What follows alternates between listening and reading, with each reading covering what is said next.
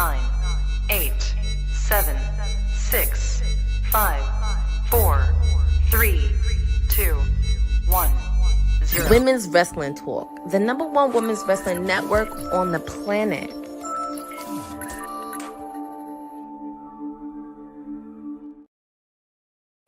Hi, you guys. Happy Friday. This is your WWT PR princess, your timeless elite, and everything you need to know things.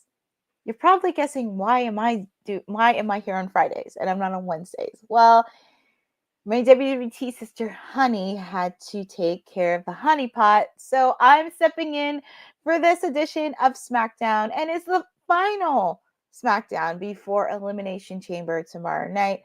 I'm very happy to spend 3 hours with all of you, but I'm willing to, hopefully this will be a fun, entertaining SmackDown, the go-home show. As I mentioned during WWT Live, we are going to have some action related to the United States title picture, where we'll have 3 matches. We're going to have Andrade versus Solo Sikoa. We're going to have LA Knight versus Santos Escobar. Braun Strowman versus Carmelo Hayes. And all 3 of those winners are going to meet later on tonight to determine who is the #1 contender for the United States title. Of course, we're going to have Toronto's own Chelsea Green, your women's United States champion. She will be in action by a choice courtesy of Nick Aldis. We're going to see Canada's greatest export, Trish Stratus, who will be there tonight ahead of her big match tomorrow. Also, our WWE champion, Cody Rhodes, is going to be there. So SmackDown is kicking off, and of course they're showing highlights from last week with The Rock and Cody met, and it's just really much getting us hyped for tomorrow, because the $1 million question is, Cody going to say yes to the final boss's offer? So lots to do, right? Yep, Boza, I am pulling double duty. Actually, it's been an interesting week for me because I hosted on Monday. Wednesday, I did a watch along for Dynamite, and today I'm doing double duty. But it's all good because, all of us, we're kind of scattered all this week. As you know, our parents just came back from the Caribbean, and they will be back on Monday. So we can't wait to hear what they did for All Caribbean Wrestling. And no, they have an event tomorrow. So right before Elimination Chamber, you can watch All Caribbean Wrestling, and it's on the app too. So I'm very excited to spend these 3 hours with all of you. And like I mentioned, we're kicking off SmackDown, and they're showing the highlights from last week between The Rock and Cody. So, and I think because since The Rock's been back, hi, Bobby. Thank you for joining on this edition of SmackDown. It's really interesting because since The Rock's been back, you notice that a lot of advertising has been focused on The Rock, because if you saw the newest poster that was out, it had John Cena, The Rock, and apparently Travis Scott is going to be in Elimination Chamber tomorrow. If you guys are starting to notice it a bit, because I was like, interesting. And I think they kind of want to get people excited for the Chamber, since kind of everybody knows The Rock is a popular thing and want to make sure that they sell the tickets. But who knows? We shall see. So excited for the parents that All Caribbean Wrestling is debuting on TV. Exactly, Boza. It's a huge thing all around. And we got some good stuff happening over in WWT in the coming days and weeks. So I'm excited to be with all of you. Thank you for joining with me. It's been a very eventful week in the world of wrestling. I mean, Elimination Chambers tomorrow. I mean, if you saw NXT, the Hardy Boys made their return, and they're facing off against Fraxium in 2 weeks. And they were on Impact last night. And then, of course, we had the chaos on AEW side as they're getting ready for Revolution next weekend. And also, just to confirm, I am doing a watch-along for Revolution. So I just wanted to confirm on that. Yes, there will be a watch-along. And speaking of that, here is Cody Rhodes.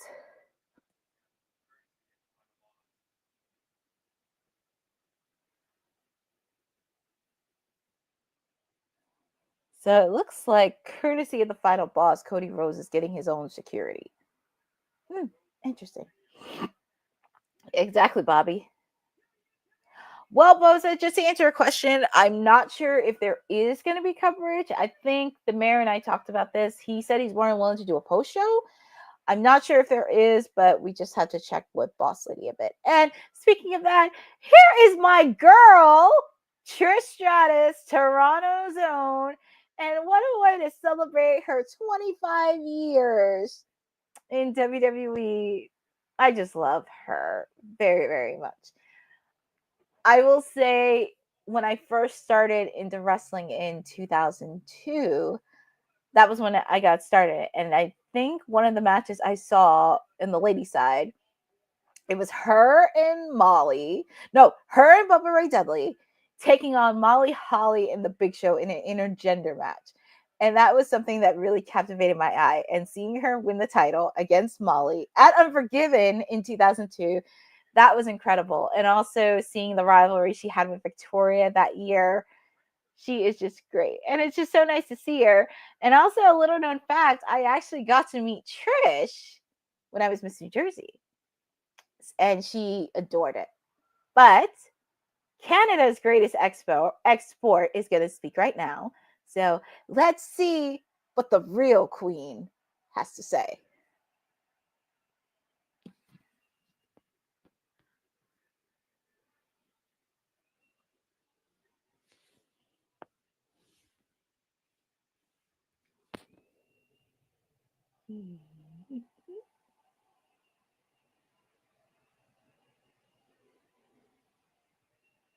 Oh, you can feel the energy.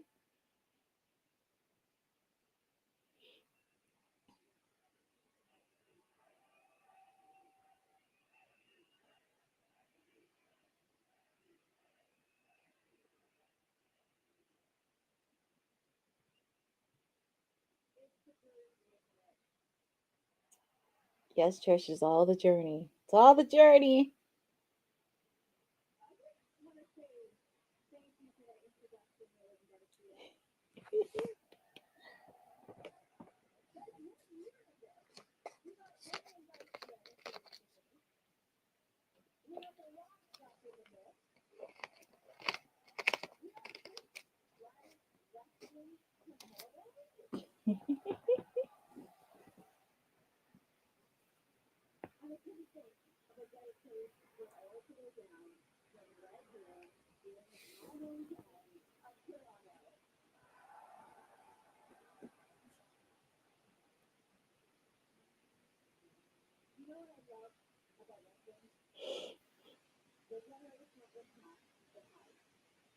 Mm-hmm.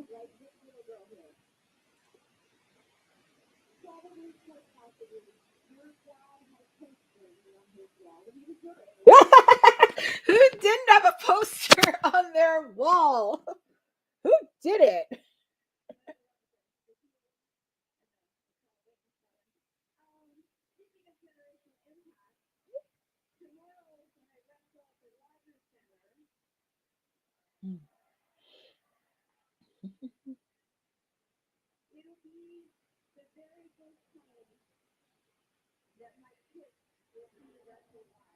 Oh, her kids. Oh, they get to see their mommy wrestle.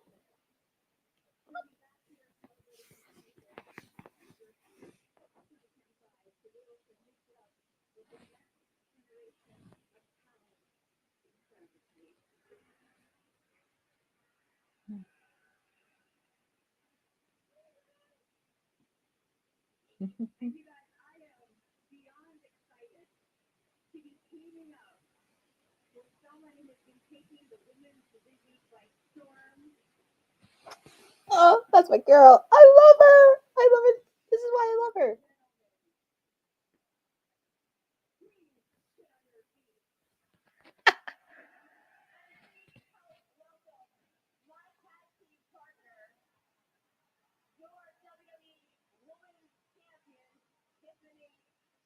Well, here comes Tiffy time. Here is Tiffy time. For a lot of men, Trish was their first celebrity crush in wrestling. I was offended. Exactly, Boza. And also, you can't forget about Tori Wilson, though, because I feel like between Trish and Tori, it was like everybody was falling for them. Hi, Papa Honey. Yes, I know it looks a little different because your daughter had to take care of things in the honey pot. So I'm filling in for her for tonight. So I'm very happy to spend 3 hours with all of you. And exactly. Oh, yes. You remember Trish from day one? As I mentioned, Trish was somebody that I watched in 2002. One of the women that got me into women's wrestling. Next to her, Lita, Molly, Victoria, Jackie, Jazz, that whole golden era of women's wrestling. That's what got me into it. And happy to see Miss Tiffy. Let's see what Miss Tiffy has to say. You're women's champion.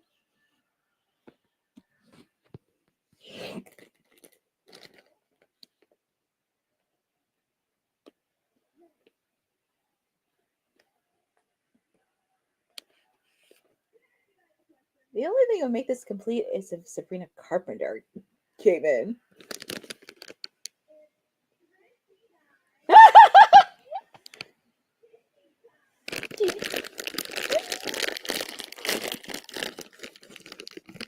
Ah! Oh, they got the matching jersey. That's so cute.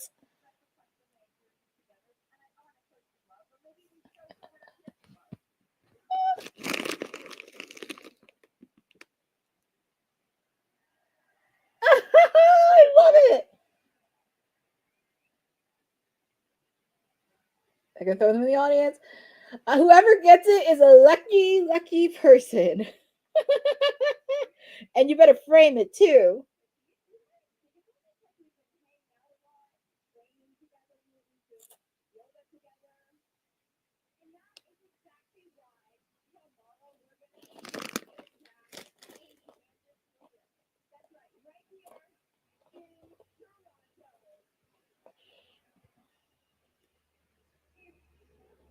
Oh, and we have another person from Canada, the Women's United States Champion, Chelsea Green.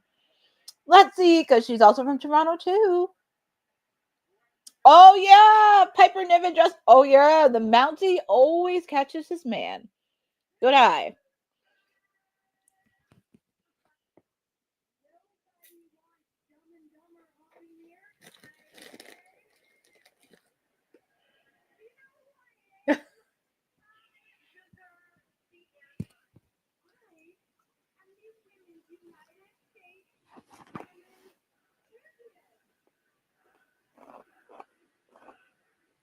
Nice innovation for Kelsey.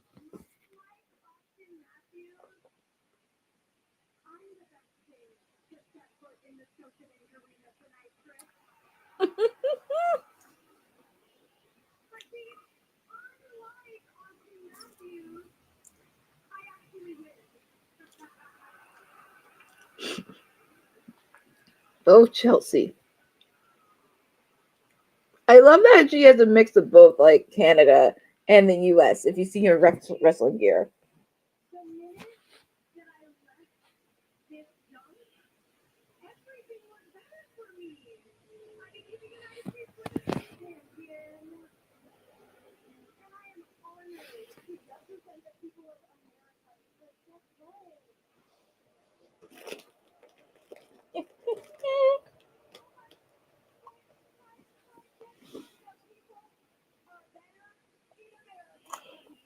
Oh.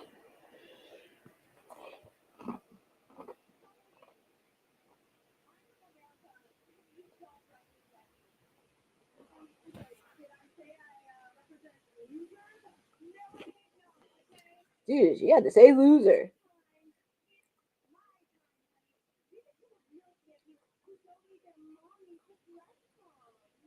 I know she did not disrespect.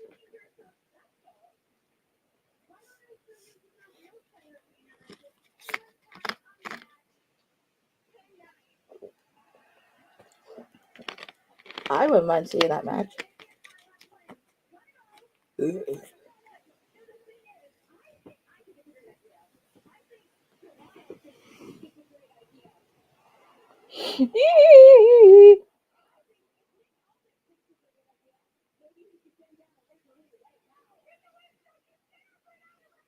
He's gonna bring out Nick Aldis is gonna bring out a referee regardless, and he did. Oh wait, Barrett, stop it! All right, so we actually have our first match to kick off the show.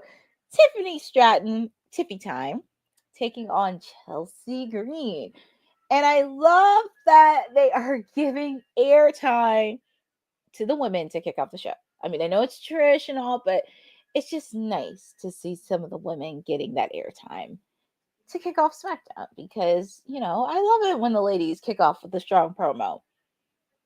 Very interesting. Hi, Benjamin Lampins. Thank you so much for joining on this watch along for SmackDown. But yeah, it's going to be interesting. Champ versus champ. Oh, yes. You're going to smell a lot of shenanigans because Nia Jax and my poison little pixie Kansas will be lurking by because as I mentioned, excuse me, during WWT Live earlier, it will be Nia Jax and Candice LeRae taking on Tiffany Stratton and Trish Stratus tomorrow night. So they will be paying a lot of attention, their eyes and their ears, and I'm actually looking forward to this match between Chelsea Green and Tiffany Stratton. And feel free to put in the chat on who do you think is going to win, Chelsea or Tiffany. And also, you have to remember too, Piper Niven and Trish are at ringside. So we'll see what Piper Niven has up her sleeves. What if someone like Michin or BFAB showed up too? That is true. That is very, very true because we can't forget about those two because they've been eyeing. Or Bobby, another person, Zelina Vega. Zelina Vega has been eyeing Chelsea Green's belt as well. And that promo, the vignette that she did last week was fire. So also have to think about Zelina Vega as well. So, and yes, Benjamin, it is Tiffy time. That poison little pixie who needed the 5-minute time limit again on WWE Speed to keep her. Well, hey, she's the Speed champion. Gotta give her credit on that, but it would be nice for her to actually get a singles belt, either the United States title. That would be good too. She gets a shot at it. I mean, nothing as a Speed belt, but I would like to get her see her in some U.S. gold.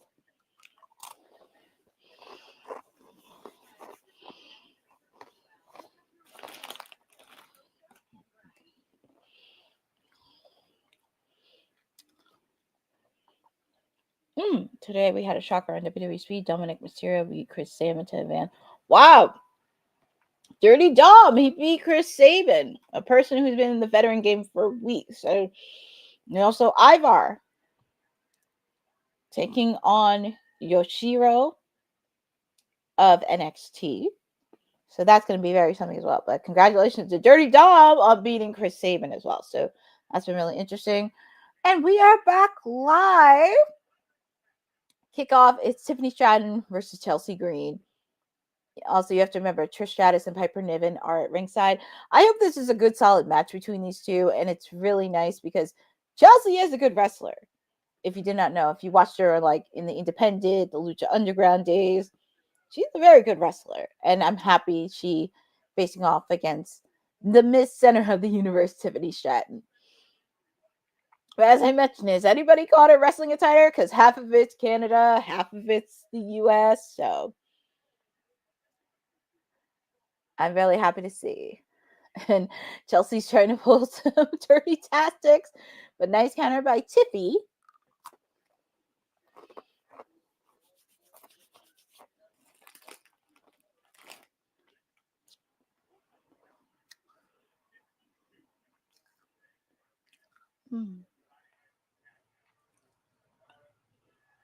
Nice clothesline by Tiffy.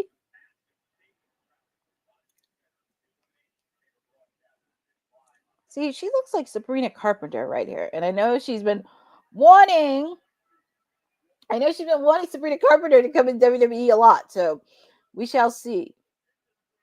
Because I'm trying to think, how would she fit in? Ooh, Oh, spine buster.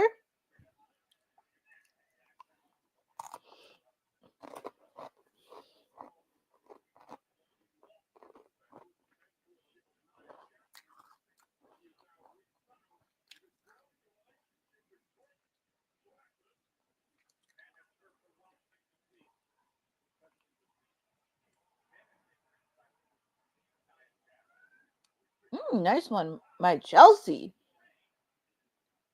Nice to see Chelsea get some offense there.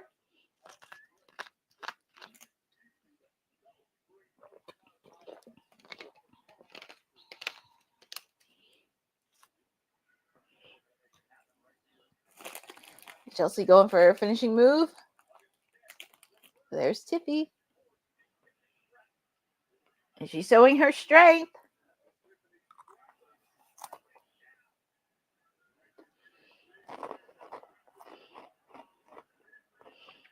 Piper Niven trying to help out her tag team partner, but here comes the queen.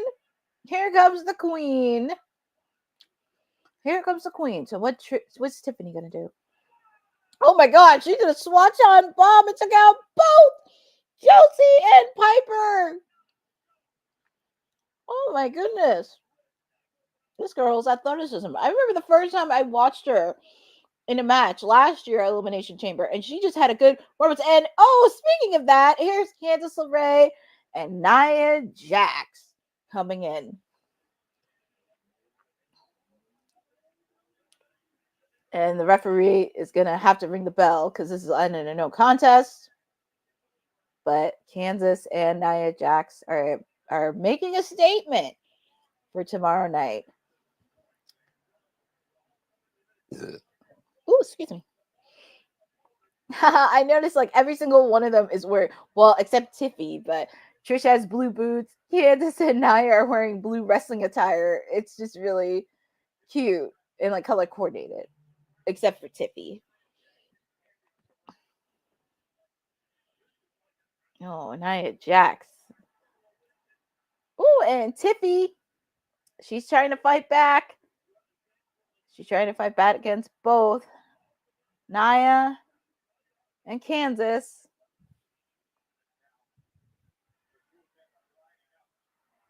But it looks like Nia is going for the Annihilator. Oop, and Trish. And it's so nice your kids are sitting at ringside. Ooh, it looked like she was going for the satisfaction, but they go for Trish. Drop kick by Tiffy onto Candice. And she's going for the prettiest moonsault. Ooh, Nia Jax saved Kansas from any more damage, but this will be an interesting tag team match, and I am in on it. But nice way to kick off SmackDown with the ladies. I always love it. And I love it, love it, love it. Tiffany feels a lot more confident as a face, I think. Exactly. I think it is because also a lot too, Tiffany was also influenced by Trish.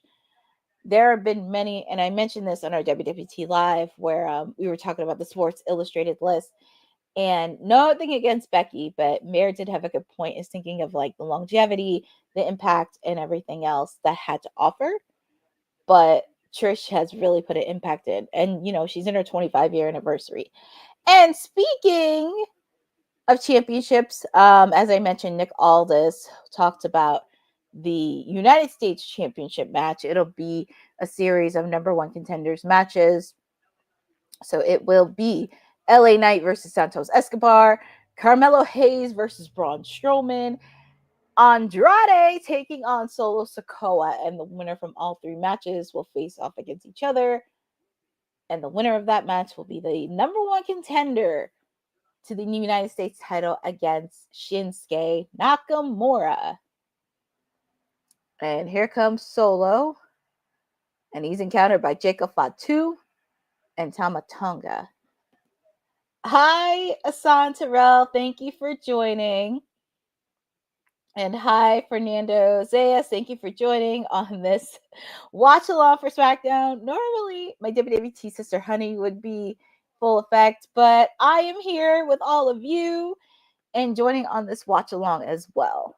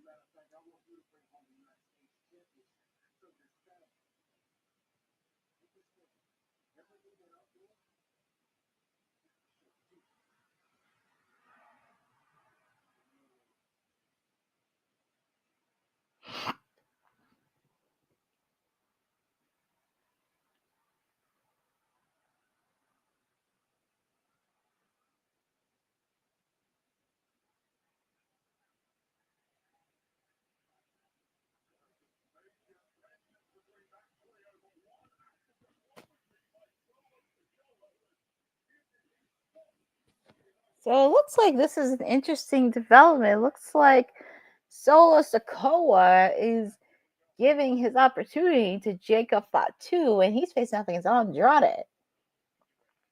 That actually changes a little bit.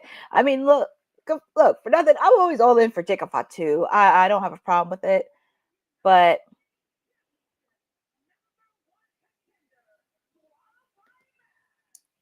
LOL to its point, if they promote a card ahead of time for TV, I don't believe it. Tonight, LA Knight was to have challenged Takamura, but we have a one-night tournament. Yeah, me neither. I'm not complaining. I mean, we shall see what happens. But I do think it's going to be an implosion. And Jacob Fatu is getting popular by the minute. So feel free to put in the channel, who do you think is going to win this match? Do you have Andrade or do you have the Samoan werewolf Jacob Fatu?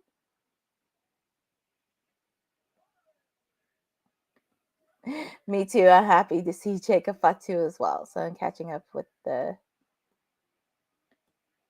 She could sing a theme. I read an interview with Liv Morgan say she wanted Sabrina to give her theme.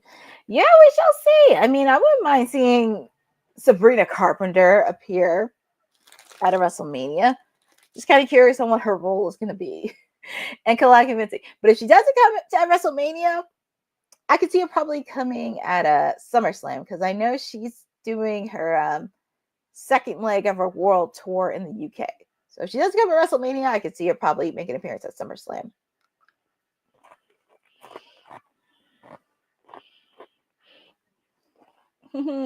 Hi, Swag Kid. Thank you for joining on this watch along tonight.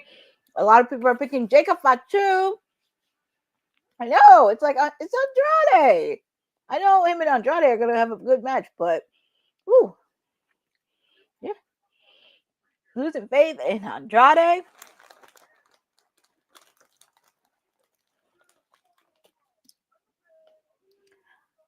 Yeah, a lot of people are picking Jacob Fatu in this match. I could see him advance, but for all the way, I would love to see Carmelo Hayes win. That's what I'm picking, Carmelo Hayes, to win the whole thing.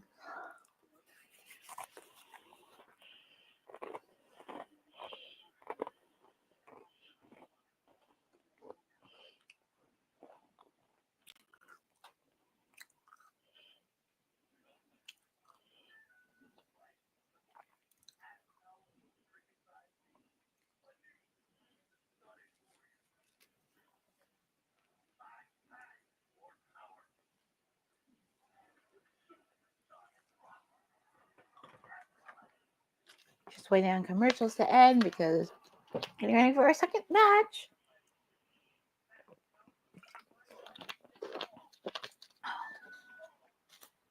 But I do think Andrade and Jacob Fatu is going to be fire.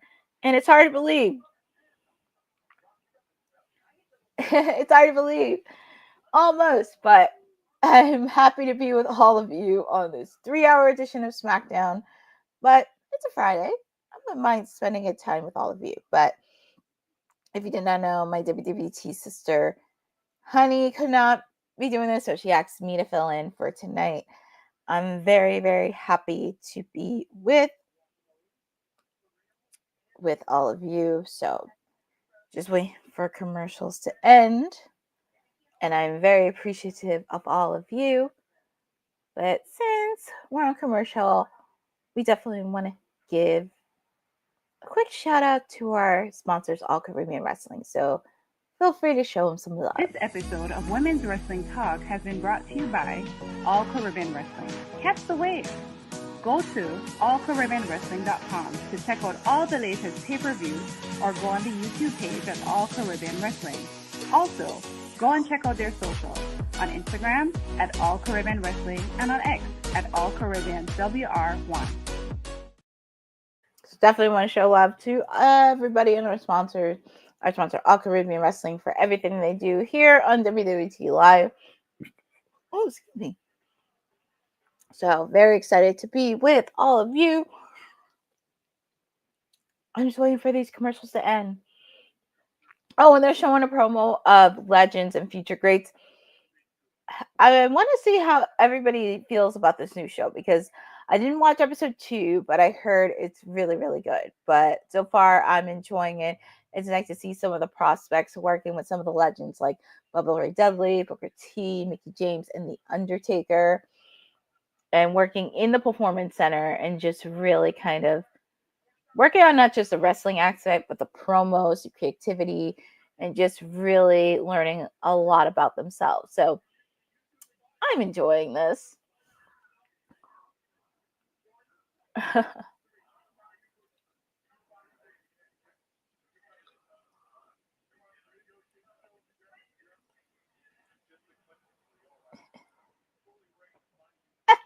Episode part 2. Exactly. The coaches are feeling it, and I'm excited too. Oh, hey. Quick shout out to my forget the coverage, no spoiler. Special shout out to my sister Honey for joining in the chat.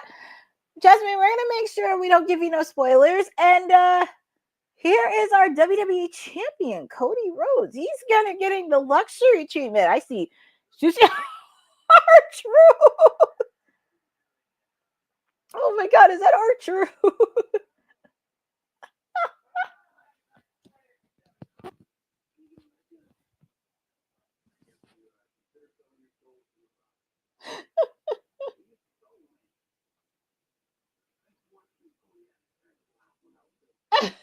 R-Truth.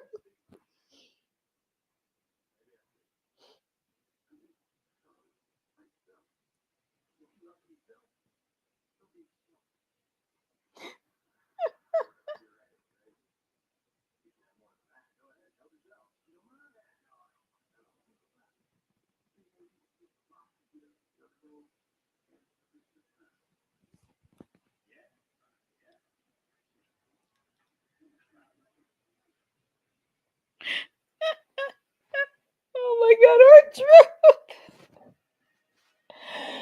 Oh, R-Truth is such a character. They are really trying very hard to make us care about the sports storyline that I feel was created. Well, to be fair, Bosa, I mean, I don't want to force Cody into the storyline. And plus, I would have been okay if he didn't defend it, but maybe be in like a tag team situation or even a one-on-one match that didn't involve the title. I mean, we already know what Cody can do. It's just very hard because it's like he did have a good rivalry with Kevin Owens. He had a very good rivalry with AJ Styles that was cut short. And also, nice for him to kind of tap in. And plus, they're trying to make him into like the lovable champion that you saw when John Cena was a huge baby face over. In the fans, doing mainstream. But we shall see. But here comes Jacob Fatu. And he will be facing off against Andrade. And here we go.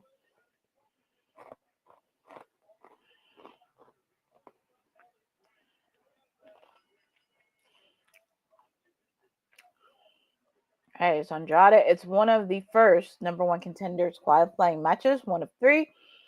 Jacob Fatu and Andrade. And this is going to be a fun match because Andrade is no joke.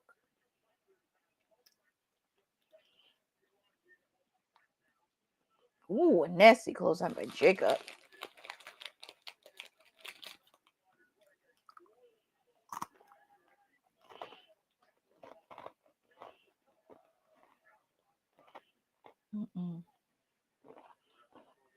Ooh, nice counter by Andrade.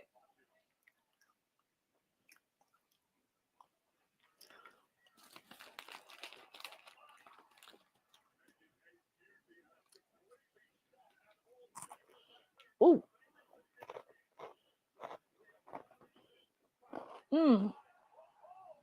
And it looks like, and I think I saw this, it's just me, but it looks like they said they announced a 6-woman tag match. Roxanne Perez and the newly crowned tag team champions taking on Naomi, Bianca Belair, and I believe Bayley? Oh, nice moonsault by Andrade. Oh my goodness. That hurt the both of them. Oh my god. Crazy. And even though they're still in picture, the match is still going on. So both men are having trouble giving up after that moonsault by Andrade.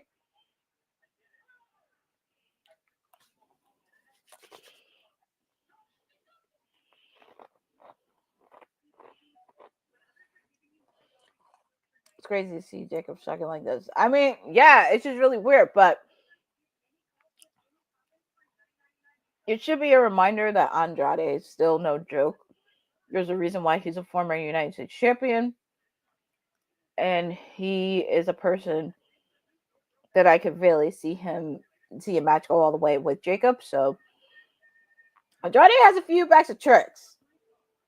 And he's in the best shape of his life. So never underestimate Andrade.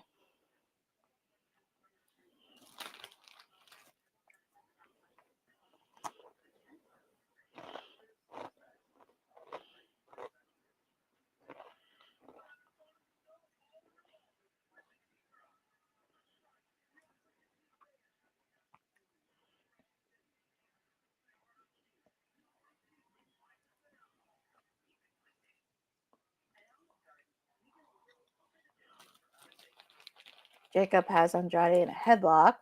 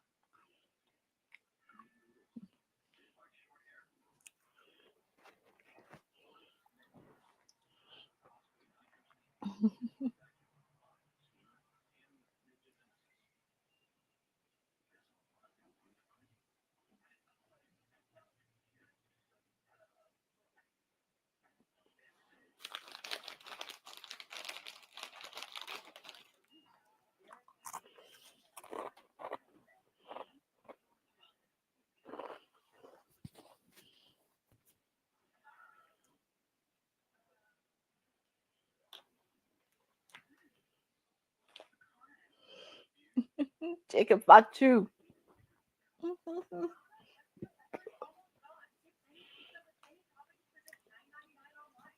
As anyone would say, it should be Jacob versus everybody. Give him everybody on that roster.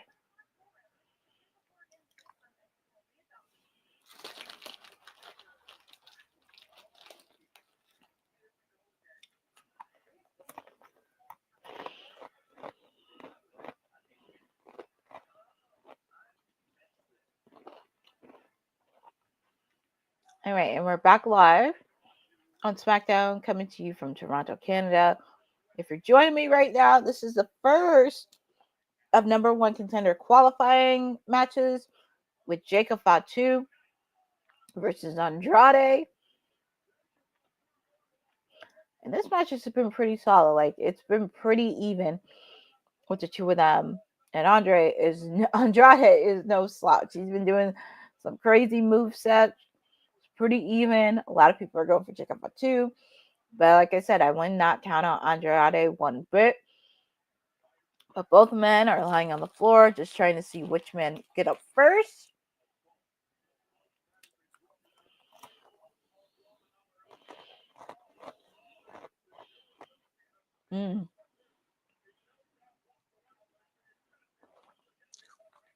Oh, double clothesline by those two. Oh, Andrade back on his feet. And it looks like that man hasn't broken a sweat.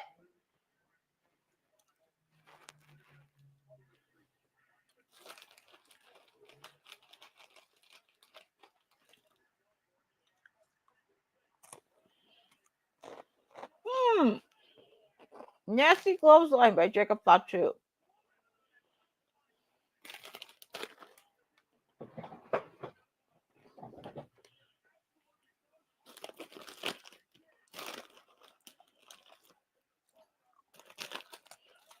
Ooh. That kind of by Andrade.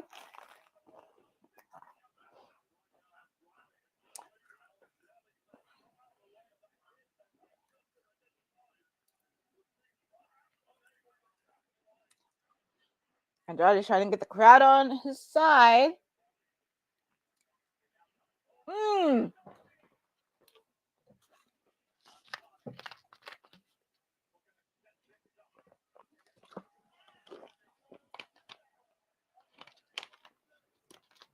Andrade, he's doing for the moonsault. Is he going to hit it? Landed on his feet. Ooh, nice moonsault. 2. Kick out by Jacob Fatu. That was a close one.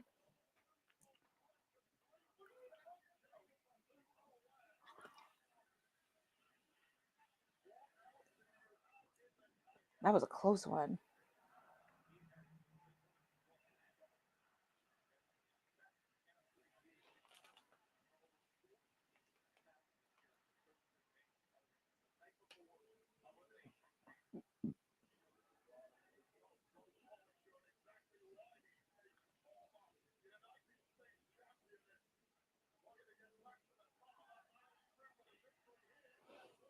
Ooh, nasty counter by Jacob. Ooh.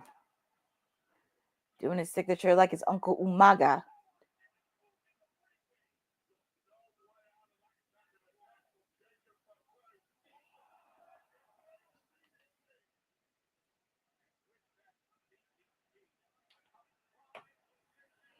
Ooh, and that's a moonsault right there. This has to be it.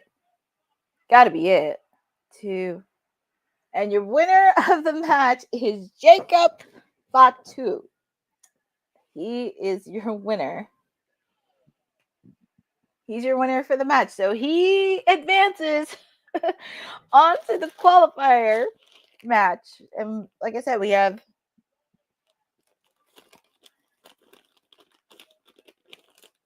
two more matches.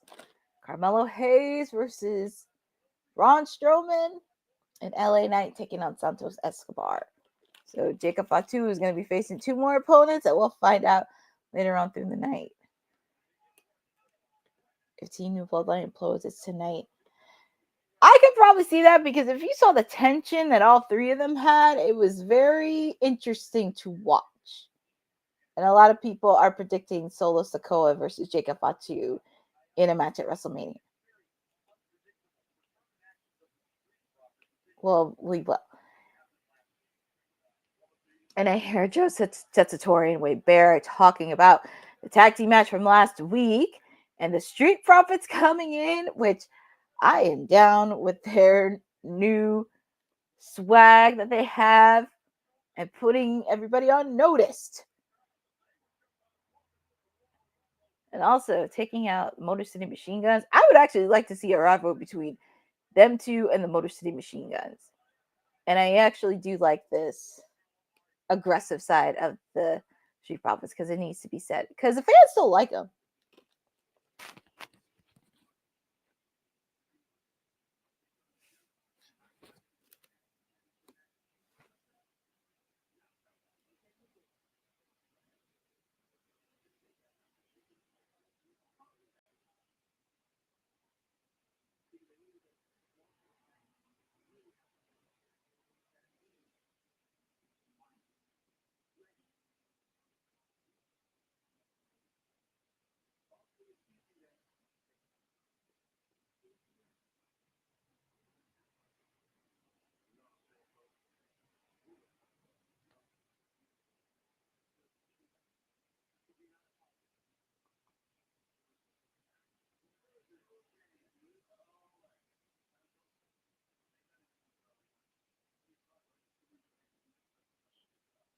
Yeah, you gotta focus on LA Knight, Santos.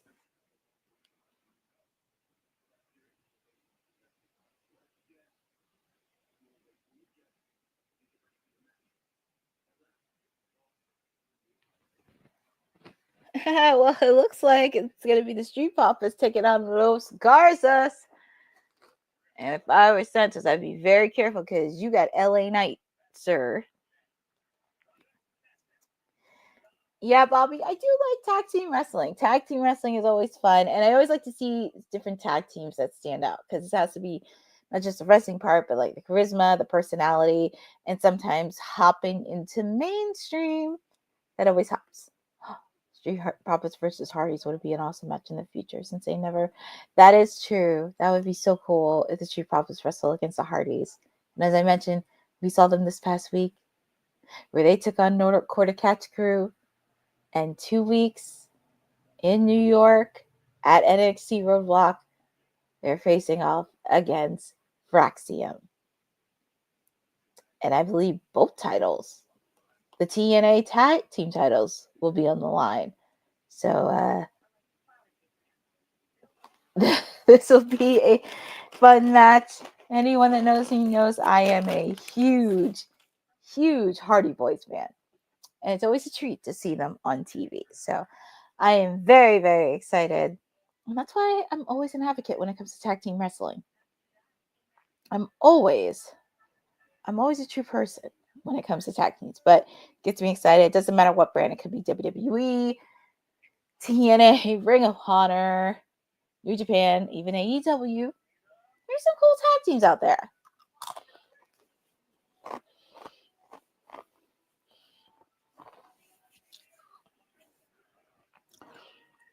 And also, speaking of tag teams, because I don't know if anybody watched Dynamite on Wednesday, the Outrunners took on the Murder Machines, which was Brian Cage and Lance Archer, and the Outrunners won, and whoever won that match gets to face off against Hurt Syndicate. So I'm very happy to see the Outrunners because at first I didn't understand them, but they have like this charisma, throwbacks to the 80s, which is really fun. And I think they could be a serious tag team contender because I think so far right now the Hurt Syndicate kind of I don't want to say belittles, but kind of looks down upon some of the people in the tag team division. So I know somewhere down the line they're going to face off against FTR because FTR wants those belts. We haven't seen Private Party since they got destroyed by the Hurt Syndicate. So never say never in the land of tag team wrestling. But it's going to be very interesting to watch. And I've always loved to see tag teams.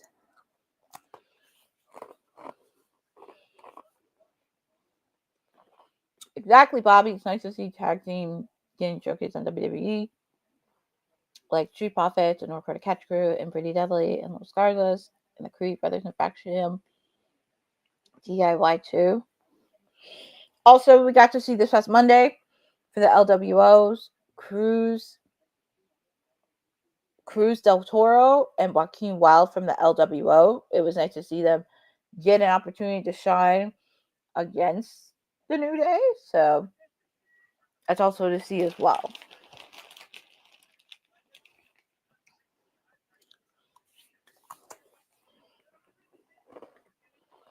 I know this ain't AEW Ring of Honor, but as of today, Ring of Honor exclusive Layla Hirsch contract ran up. Thank you for that, Boza.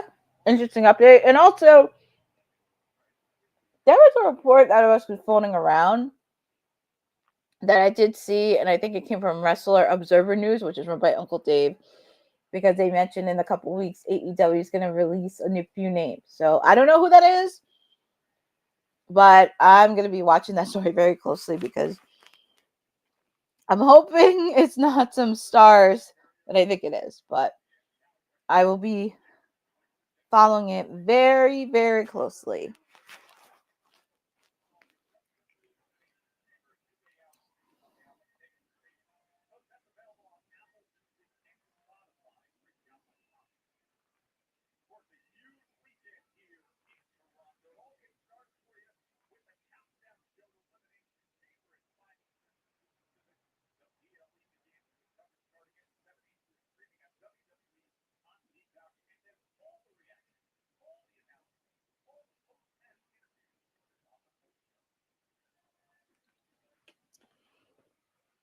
No, Bosa, of course. But yeah, it's been floating around.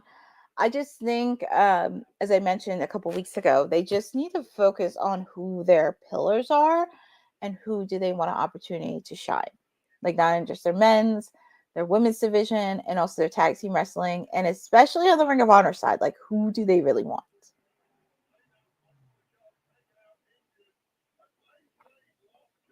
And thank you for that, Bosa. Coverage starts at 5 p.m. Main show is at 7, and then, of course, a post-show conference.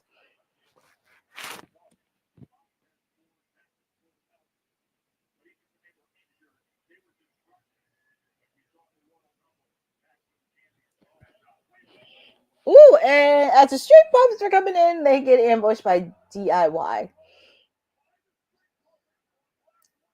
And Los Garzas is in the ring like, hey, I mean,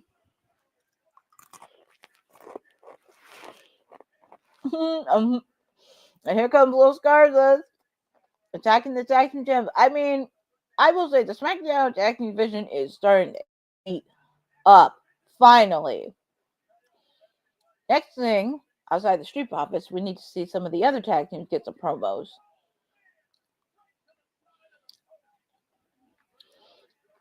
But the Street Profits are doing some damage on DIY. And this is what I need from the tag team. I need to see long-term storyline and legit. And here comes Pretty Deadly coming out. Taking out the Street Profits. I'm pretty sure we're going to see the Motor City Machine Guns. There we go. There we go. Pretty Deadly. And here comes Security that's coming out. So, yep, their tag team. Exactly, Bobby. Their tag team division's on fire. It would have been fun to see a tag team eliminate. That is true, Bosa, but we may be getting a big, and here come the Motor City Machine Guns. They're coming out here. But I think they're going to save it for WrestleMania because that's always fun. I always like seeing some tag team matches at WrestleMania. I think it's going to be a big, awesome match that I could see because I feel like every single one of those tag teams have an opportunity to shine. And I want to see, you know what? I know, but I want to see a rivalry with these two, the Street Profits and the Motor City Machine Guns. And all hell has broken loose within the tag team division. And I love it. I love it, love it, love it. This makes me happy.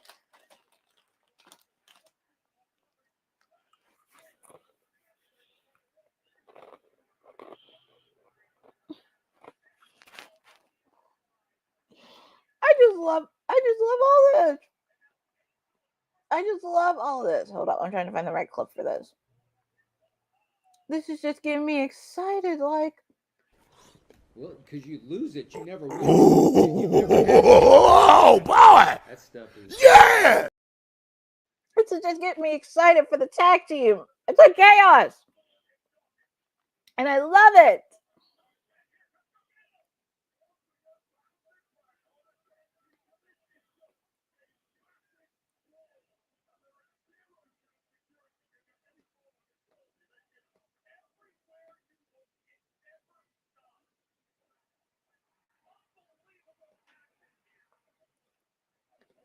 Normally, I would be upset if a match was cut due to the time, but not today. Loving the fact that tag team.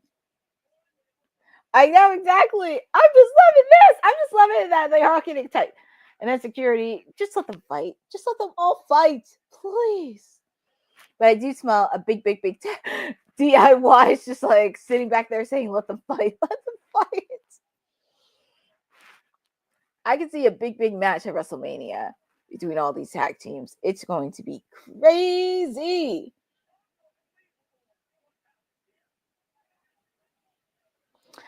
And here comes Drew McIntyre. Tomorrow night, he will be in the chamber. And he's interacting with Cody.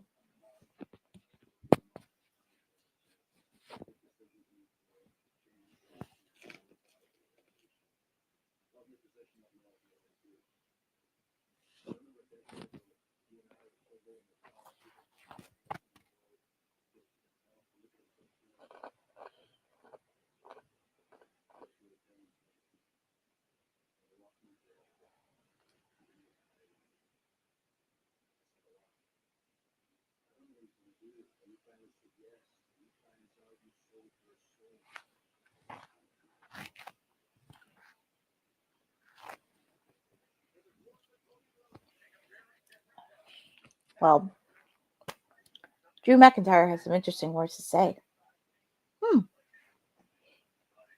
He has some very interesting words to say. Drew McIntyre to Cody Rhodes. But Cody Rhodes is going to have his final words before he has to make an answer. So I'm very curious on what Cody has to say before he meets the final boss. But this is your WWT princess, and all things you need to know, all things elite. Courtney Rice is with you. In case have you know, my WWT sister Honey normally does SmackDown, but I'm filling in for her tonight on this 3-hour show. But I definitely want to give a quick shout out to everybody that's joining us. Papa Honey is in the house. We have Boza, Bobby, Benjamin Lamping, Takahara World. Hopefully I don't miss anybody. Swag Kid, Hassan Terrell popped in for a little bit. Fernando Zayas. So thank you all for joining on this wonderful edition of Honey Night SmackDown. We just had a little bit of mayhem by the tag team division, which is absolute chaos, and I love it. We got to see Drew McIntyre a couple minutes ago interacting with Cody Rhodes. As I mentioned, he will be giving his final words before tomorrow. We also have 2 more qualifying matches for the United States title. We have Santos Escobar versus LA Knight and Braun Strowman versus Carmelo Hayes. So we have some matches that are still to come. So, but we are almost finishing up hour 1 of SmackDown because this is 3 hours. Normally, I usually cover Wednesdays, which is AEW Dynamite, and it's 2 hours. But there's always a first for everything. Oh, nice! You're a wrestling artwork artist. Congratulations! I love it when people who are like artists and like fellow podcasts in the wrestling world come on here because it's always nice because we're a very nice community and we welcome everybody. Even if you've been a fan since last year, we welcome it. Nice. You've been doing it for 5 years. That's pretty awesome. That's pretty awesome that you've been doing it for 5 years. And we do appreciate you being on this watch along tonight.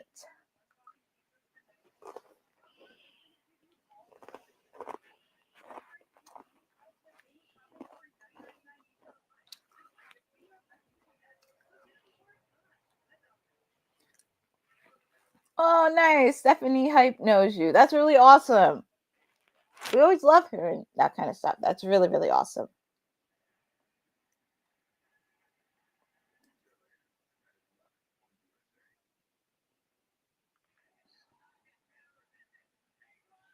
Just waiting for the commercial.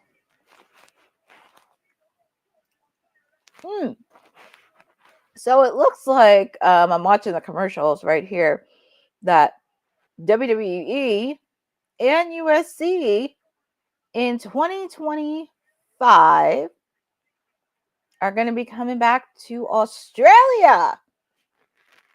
Western Australia. That's pretty dope. That is pretty dope. I love it. I love it. So WWE returns to Perth, Australia in 2025. Oh man, that is crazy. They're coming back to the land down under. So this is it. See, people in Australia have a treat because earlier this month AEW came to Australia, and now we get to see WWE come back. Oh, that's nice. You do independent wrestlers. So, well, to be fair, I don't think they're being petty. I think some of this was planned in advance, but not sure WWE is being petty about it. But, you know, I love it when wrestling promotions go overseas, whether it be WWE, AEW, TNA, Ring of Honor, New Japan. It's just fun seeing promotions go overseas. And also we're seeing the thing with John. You know, they're showing the promo of John Cena because John Cena will be in the Elimination Chamber tomorrow night, where he's continuing his farewell tour because it will be the last time we see him. Oh, and and then he gets cut off by Drew McIntyre.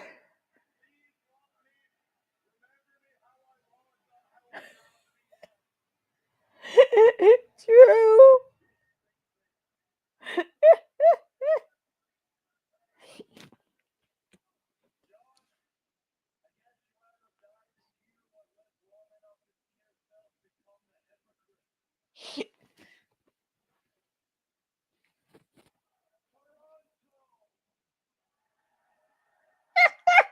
Drew McIntyre.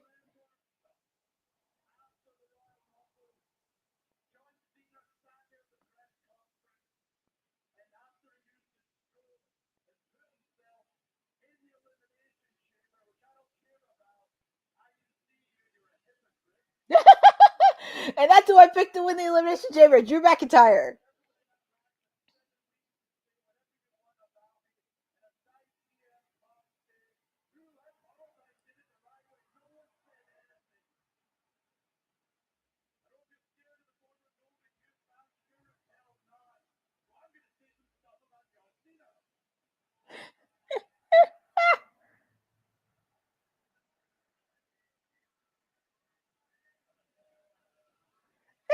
Oh my God, Drew McIntyre.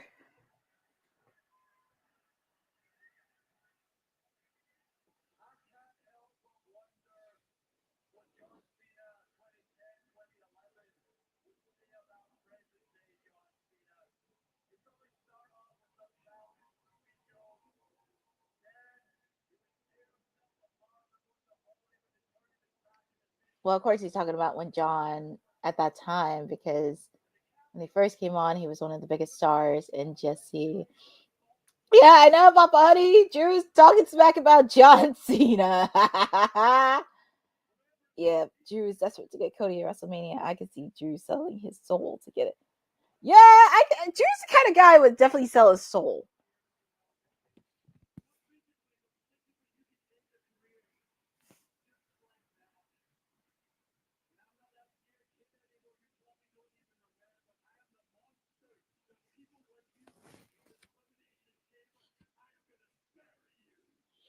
Jeez, he had some interesting words to say to John.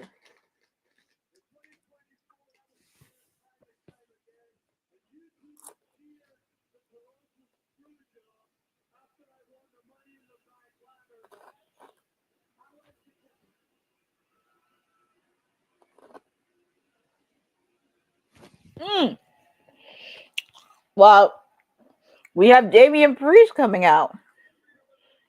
We have Damian Priest, another person in the chamber. I would not underestimate Damian Priest either. So he's got some interesting words to say from Drew McIntyre, especially with the fact he beat Drew McIntyre for Money in the Bank.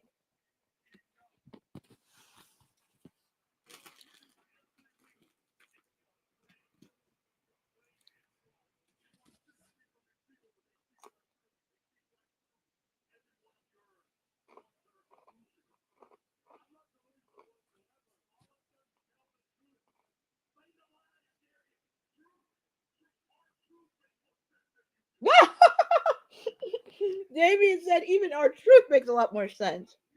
And he's a treasure.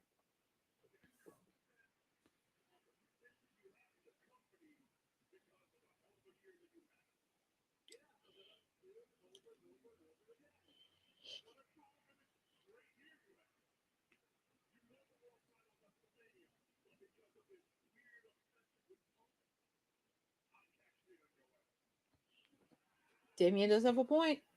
He did cash in.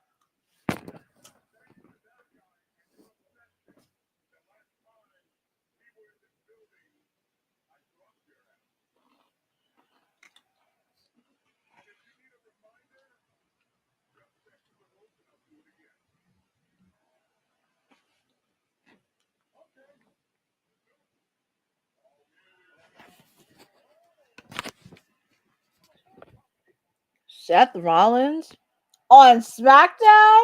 Say what? Seth Rollins coming on SmackDown? This is a surprise. I never expected Seth freaking Rollins to come on SmackDown. Curious. Well, we kind of know why. He's going to be in the chamber tomorrow. So, SmackDown wants to end with a bang before Elimination Chamber tomorrow. So it makes a lot of sense for Seth to be there. But curious is what's he going to say to both Drew and Damian.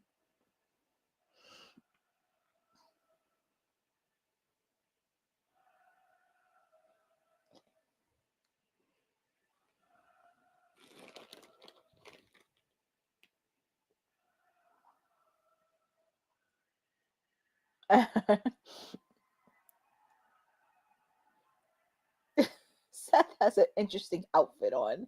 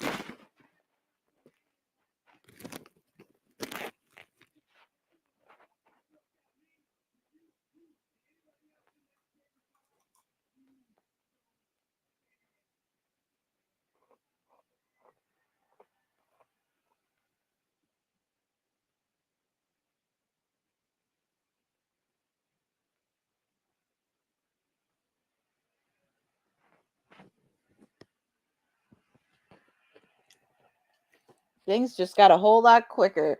CM Punk is in the building.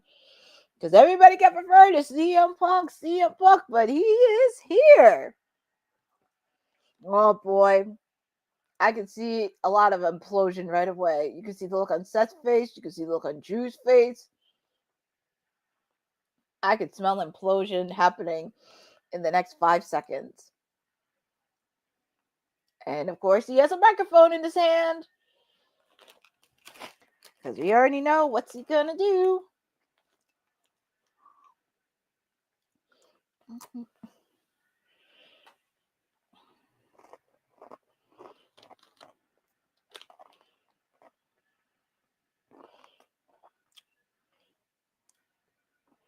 You can see the look on Seth's face. It's like he's looking for blood. It's like cold blood. He really wants to murder somebody.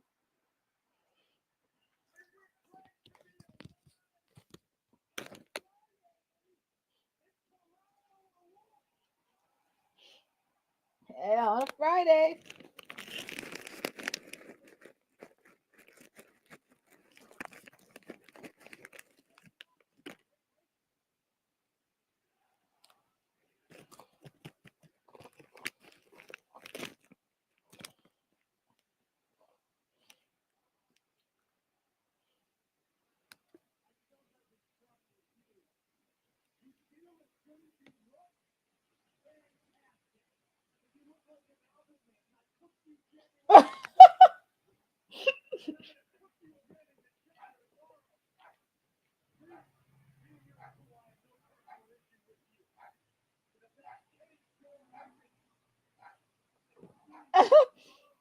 Becky picked that look and he looks like, oh, be nice, Boza. Well, he does look like a big fat oven mitt.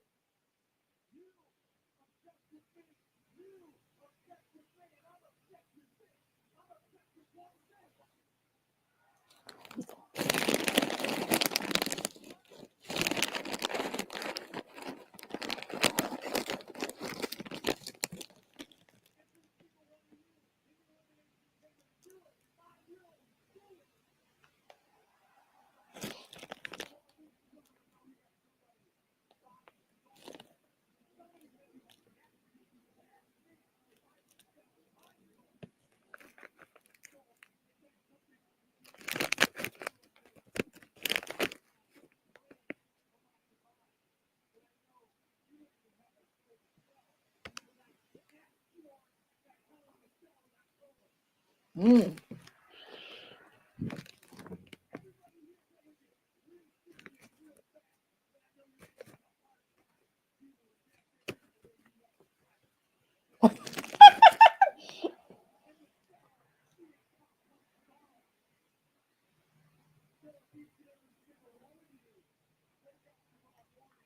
Seth is ready to implode.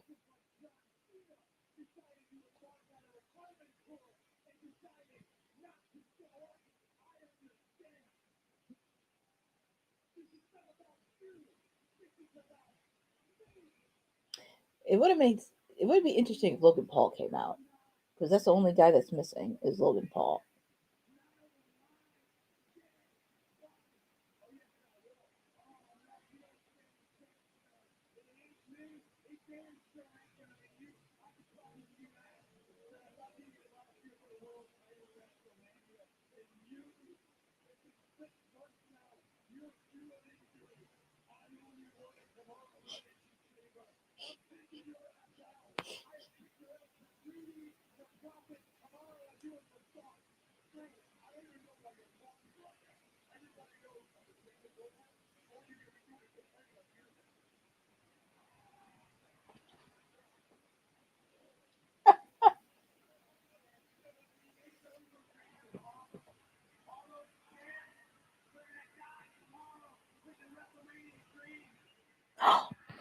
Oh, John!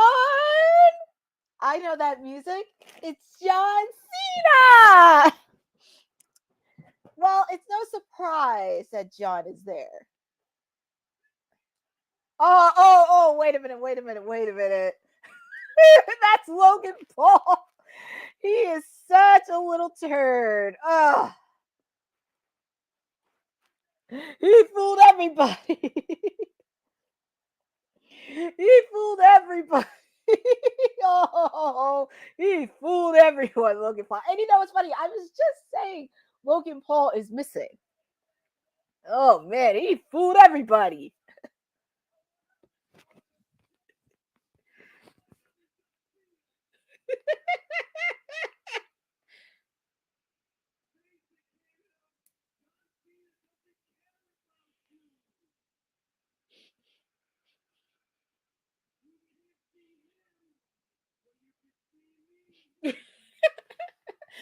Hey, look, you gotta admit, Logan Paul likes to tease.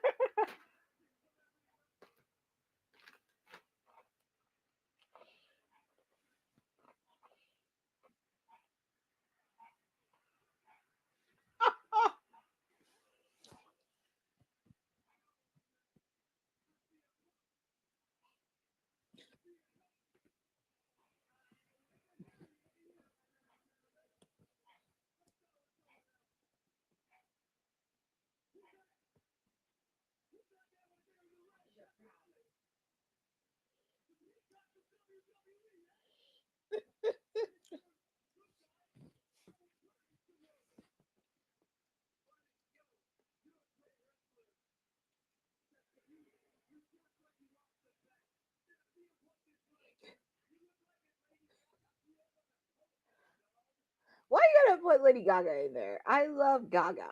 Don't you dare mess with Mother Monster.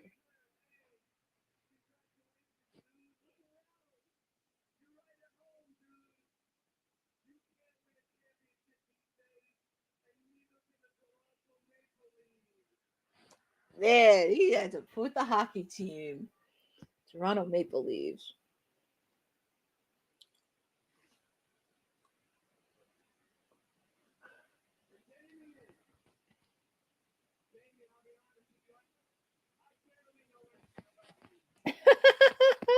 Exactly. Oh my goodness. If Honey was on here right now, she would be losing her mind against Logan Paul. She would be losing her mind. I mean, I got nothing against Logan Paul. He's just a jerk.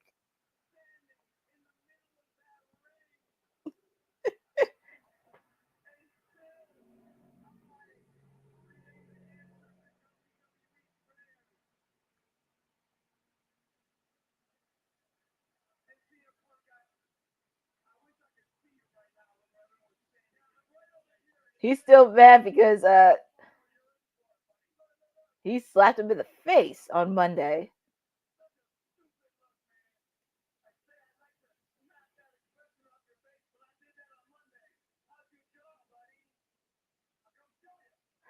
Oh man, see, that's why I have a feeling. What happened with the camera? Logan Paul, he ran out of there.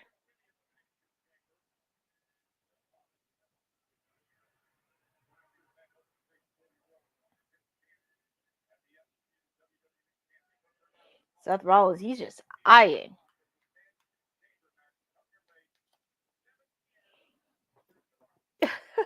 His outfit does look like an oven mitt in a way. You can't blame Seth. Becky was the one that picked out the outfit. Let me see the announcing table. Well, part of the announcing table destroyed on SmackDown, but they had to bring out some of the people. Oh, and from the kickoff show earlier today with Liv Morgan and Raquel Rodriguez being the tag team champs. We're talking about this. And there's Bianca and Naomi. And that was a lot of mayhem in that.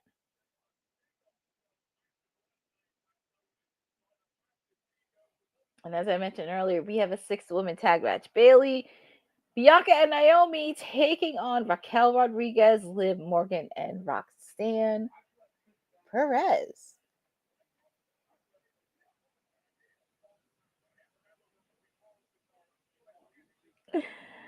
Oh, and like I said, we do have a United States #1 contenders qualifying match. Braun Strowman and Carmelo Hayes, along with Santos Escobar and LA Knight. And speaking of LA Knight, yeah.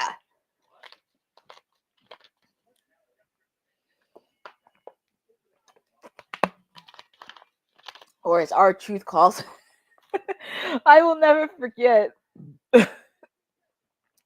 I will never forget R-Truth calling him Louisiana in the Night. I will never forget that as long as I live. I chuckled over that. Louisiana Night. So we get to see LA Knight against Santos Escobar. Your thoughts on WWE talent carrying cross wrestling?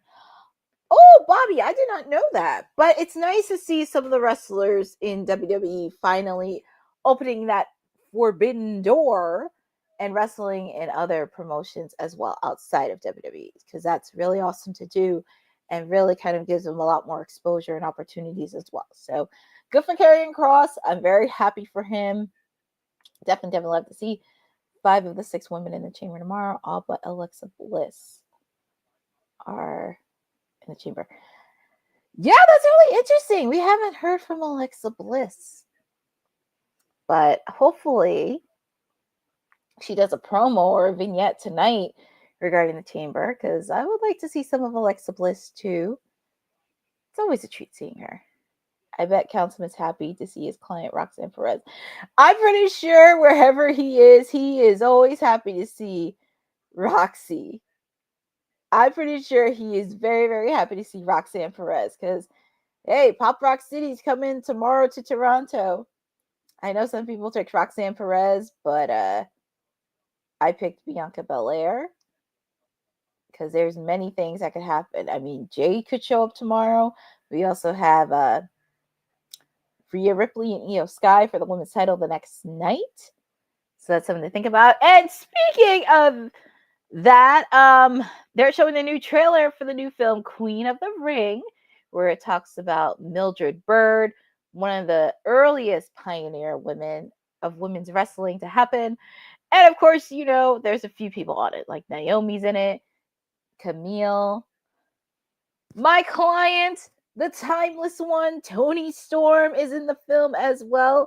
And it's set to be released next month. And I am very excited for this film because this is a very huge part of women's wrestling. And also the reason that we have Women's Wrestling Talk.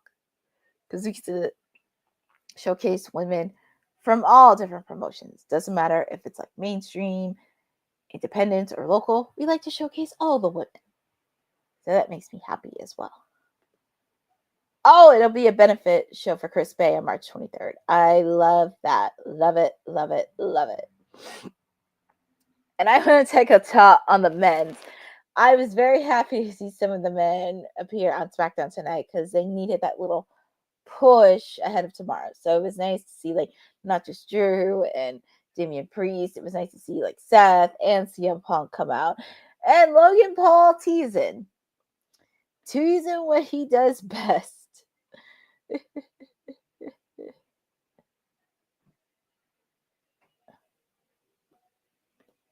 Logan draws more heat than Tessa Blanchard. Becky is getting her man a lot of heat with what she picked for Seth. Well, to be fair, I'm not going to mention her name, but she's getting a lot of heat for the last couple of weeks. If you ever watch Impact, especially not just last night, but also last week, a lot of people were chanting, she's a racist. Very, very loud. Loud as a level of Dominic Mysterio or Dirty Dom. I can imagine Honey going off on Logan Paul because we know she has how her feelings are towards Logan Paul. But we are in hour number 2 of SmackDown. So we're almost at the finish line, folks. We're almost at the finish line. But Santos Escobar entering the ring, taking on LA Knight, or as R-Truth calls him, Louisiana Knight. Oh my god. But here we go. After seeing that WWE Evolve promo, it was revealed today that Shawn Michaels named the commentary team for Evolve. Peter Rosenberg will be the voice. Hero was shown on a second. That is really awesome. That is really awesome. And thank you for the update regarding WWE Evolve. It was nice to see Meta for Messiah on TNA. That's pretty awesome too, because I think this helps with a partnership with TNA and NXT because you get to see some NXT stars get a little bit of exposure on TNA and they get to wrestle. So it's an opportunity for them to really shine, and I love it. That broke Honey when that happened. Louisiana. I know, I never get tired of it. And it's just, I'm going to keep saying Louisiana Night. And Bobby, you picked Santos Escobar. And also feel free to put in the chat on who you think is going to win this match. You got Santos Escobar, or do you have LA Knight winning this match? And I'm actually going to pick LA Knight to win this match. Because I know he still has a score to settle with Jeka Fatu. And I think I have a feeling,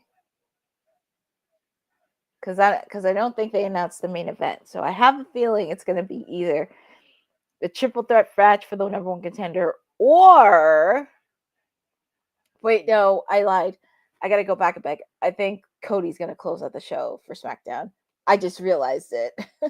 He's going to probably close out SmackDown, which, I mean, that's okay too, to have the champ close out.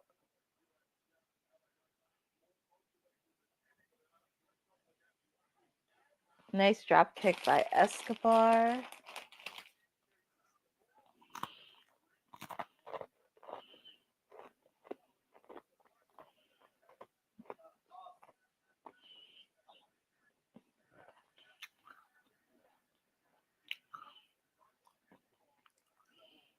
Nice counter by LA Knight.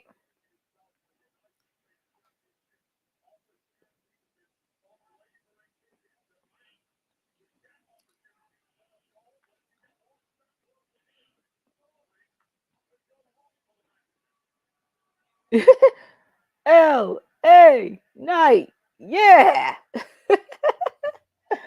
Oh, he's such a character.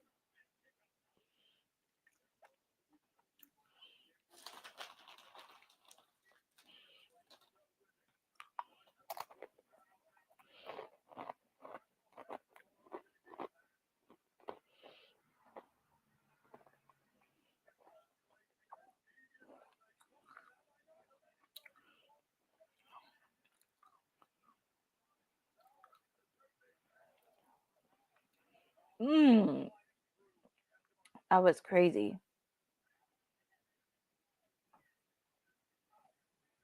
Ooh. LA Knight hit on the steel steps. Hopefully it's not too serious. I don't like it when they put on commercials. So now it's like I have to wait for commercials. But I definitely want to give a shout out to our sponsors, All Caribbean Wrestling, for everything they do. Because if SmackDown's going to have a commercial, so are we. So I want to give a little love and appreciation to them. This episode of Women's Wrestling Talk has been brought to you by All Caribbean Wrestling. Catch the wave. Go to allcaribbeanwrestling.com to check out all the latest pay-per-views or go on the YouTube page at All Caribbean Wrestling. Also, go and check out their socials on Instagram at All Caribbean Wrestling and on X at All Caribbean WR1. And we definitely want to give a quick shout out to our sponsors, All Caribbean Wrestling, for everything that they do.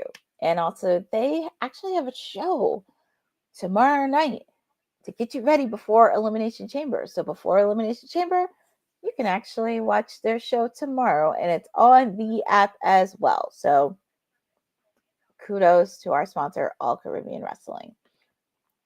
Hi, Erin Teagle. Thank you for joining on this happy Friday. Watch along for Honey Night SmackDown. Normally, my WWT sister Honey would be joining, but have no fear. Your Madam Timeless Elite is here. So I'm stepping in. I had to do double duty, leading WWT Live earlier tonight and also doing this to get you ready for Elimination Chamber tomorrow. I picked Santos Escobar because he could be a fresh opponent for Shinsuke Nakamura. Yeah, that would actually be good. I wouldn't mind seeing Santos Escobar and Shinsuke go one-on-one. So that'd be nice to see.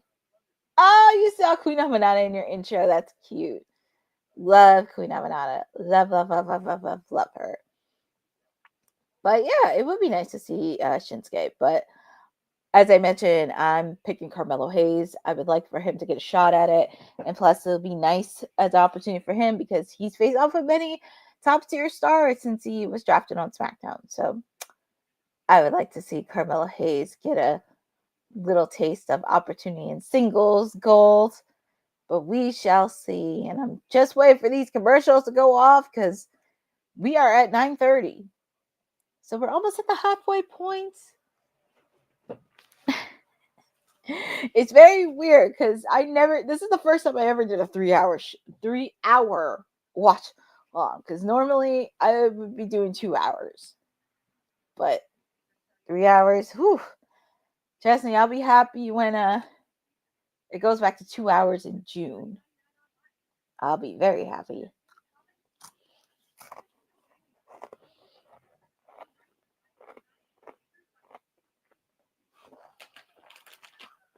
And we are back live with our second of 3 number 1 contenders qualifying matches for the U.S. title.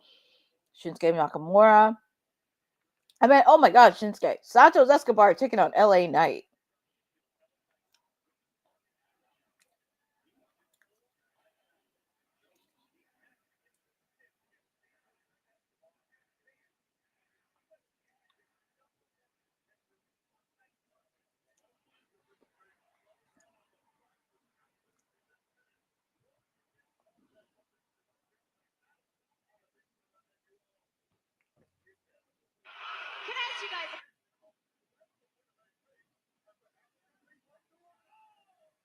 Oh man, nice move by LA Knight. Kick out by Santos.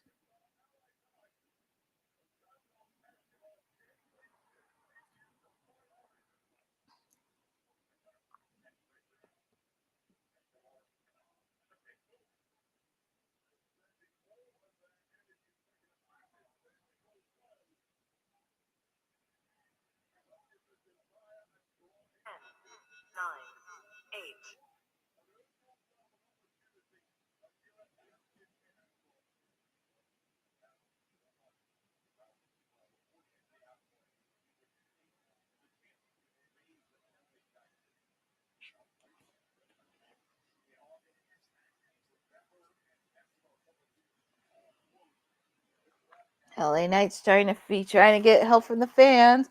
Trying to get up on his feet.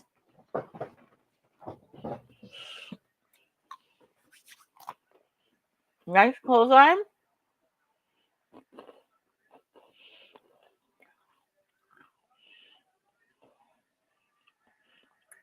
Pump handle slam.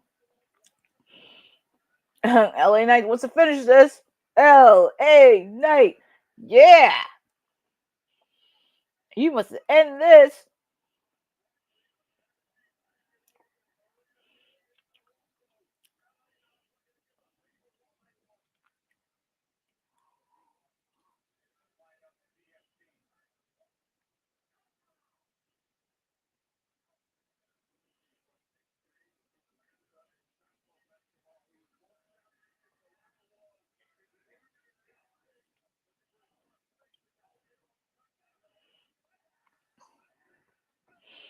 LA Knight putting the stomp on Santos.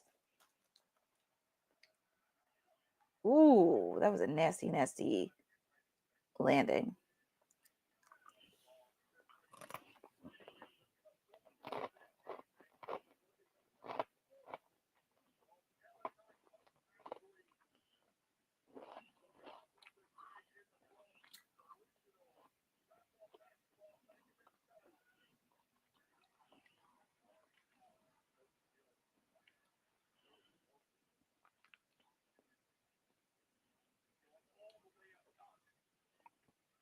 And they're all both on the top rope.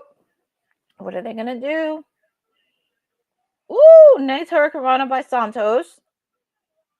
Nice. Kick out by LA Knight.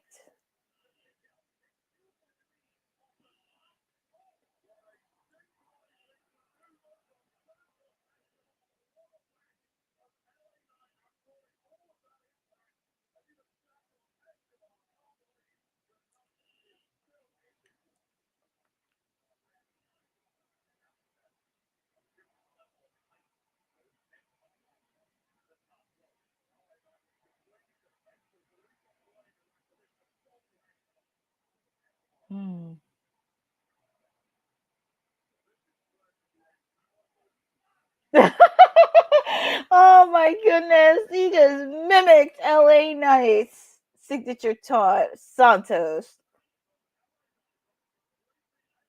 Santos wants to end this right here.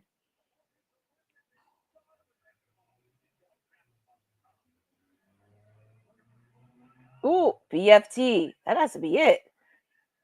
3. That's it. You're winner from this tournament, LA Knight. Awesome job by Santos Escobar. So far, it is Jacob Fatu, LA Knight. And there's only one match left. Braun Strowman versus Carmelo Hayes. So we shall see on that, but definitely a solid match between those two Congratulations to LA Knight. Oh, and up next, we get to hear from Kevin Owens. This is the rivalry that's not going to end. Just have him keep fighting forever. Bobby, I will be watching AEW Collision tomorrow too. Ooh, nice, Bobbies. You're gonna be doing double duty, watching Elimination Chamber and Collision. I will be catching up. I will just DVR Collision because it gets a little crazy on Saturday. So I will be DVRing Collision because they got some good matches tomorrow on AEW Collision. They have a TNT championship match between Daniel Garcia and Adam Cole, tag team action Bandino, and Powerhouse Hobbs back in his hometown, taking on, oh God, Big Bill and the Bad Apple Brian Keith. You can tell it's been a long day for me because I'm just thinking about this in my head. But yep, taking on the Bad Apple Brian Keith. We also have FTR taking on the team of Kyle O'Reilly and Roderick Strong, and you can tell that match is going to be mayhem. We're also going to hear from Kenny Omega ahead of his match with Konosuke Takeshita for the AEW International title at Revolution. So we'll be hearing a lot from him. So lots of fun matches. Lots of really cool and fun matches. So I'm very excited.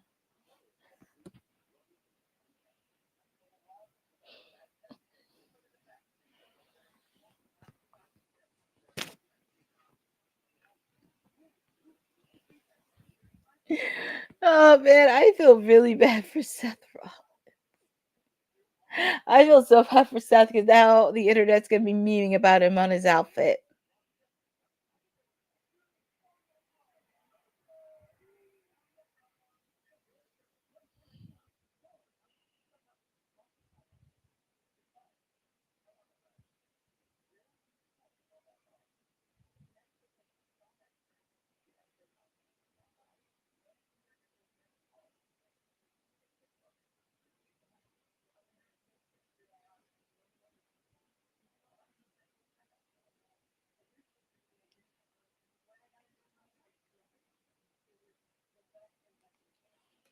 Okay. Oh boy. It's hard to believe. It's almost 10 o'clock. We're in the final stretch, but we're almost there. We are almost there. But we do have a few more matches. We have, as I mentioned, Carmella Hayes, Braun Strowman, whoever wins that match faces on against LA Knight and Jacob Fatu in the triple threat match. We also have a 6-woman tag match happening shortly. And of course, we're going to hear from our WWE champion, Cody Rhodes. Before he meets with the final boss tomorrow to give him his answer. Selling his soul. I think you guys probably saw the Kayfabe podcast last week, but Councilman did have a point. It's like, at first I didn't get it, but I kind of understand, like, your soul. Because this kind of reminds me of, like, if you watch the Attitude Era, it kind of makes you think of, like, the corporation. Because The Rock now, with his final boss version, he's trying to be, like, I would say kind of mimic Vince McMahon in a way on how he tried to recruit The Rock to be a part of the corporation and be the corporate champion. So that's a little bit of a reflection I see. But look at Toronto. It's so beautiful. And, oh, Sami Zayn. But Sami Zayn is still hurt. Oh, he is here. I didn't even think he would show up. But there he is. Or as Councilman likes to call it, Mick Foley Jr. Because if you look at the beard, he does look like Mick Foley. He does remind me of Mick Foley in a way, but it's no surprise. We are here in Toronto, Canada. Sammy is Canadian. And Montreal's not that far.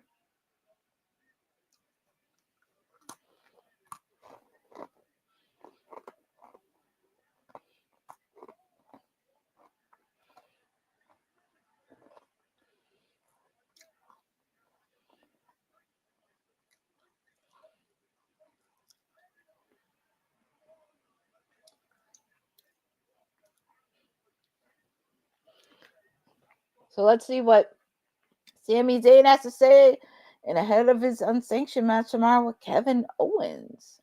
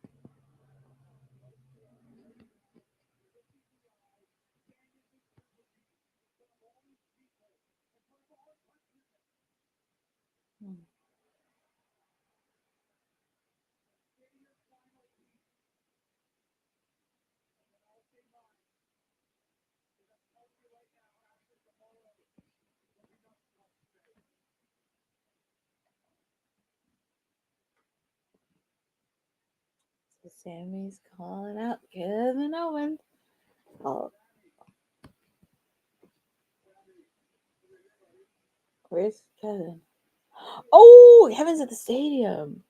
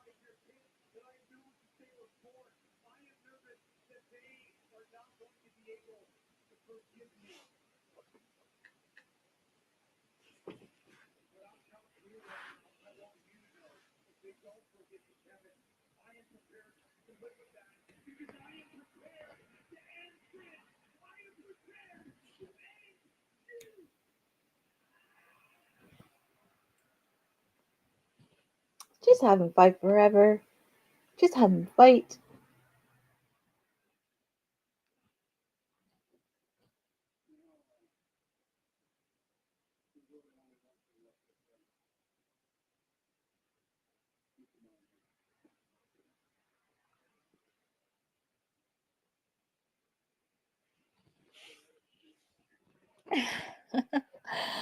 Ooh! Powerful words to say from both Sammy and Kevin. I know this is going to sound a little bit crazy. Mello don't Miz. I kind of like this tag team between the Miz and Mello.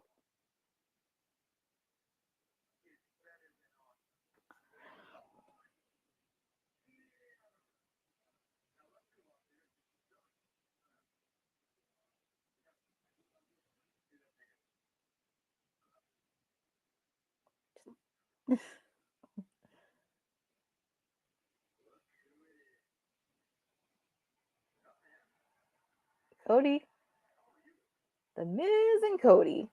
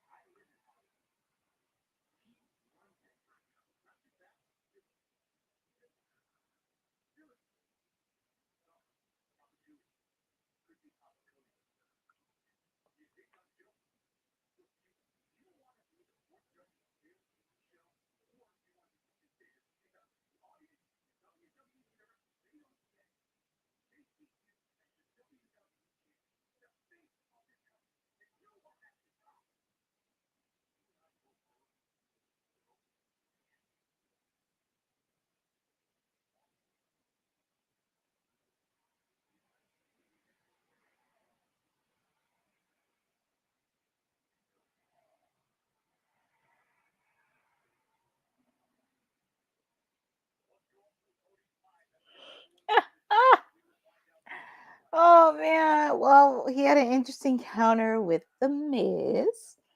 So Cody Rhodes, but like I said, he's gonna say his words. So God bless. They're trying to establish this whole Cody sounds the mess. Well, I mean, we'll see how this goes because there's a lot of layers to this, but we shall see what Cody has to say, and I'll probably say it shortly.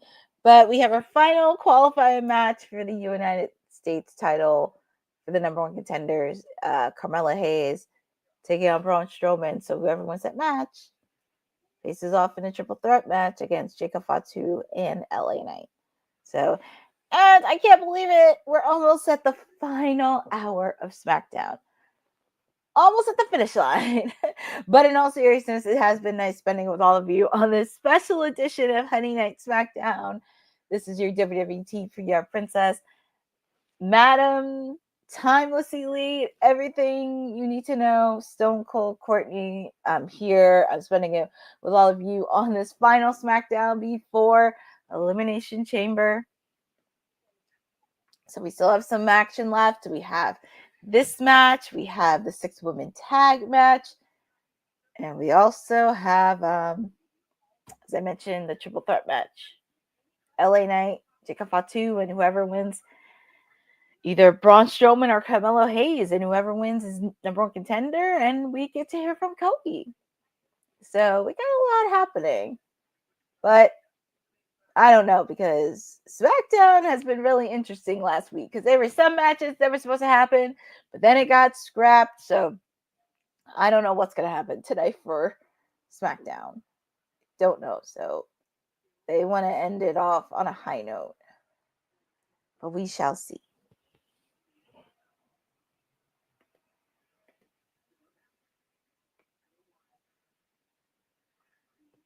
But since you know, SmackDown is on commercial, gonna take a quick little break. So just make sure to grab a beverage and everything else. So just take a quick one.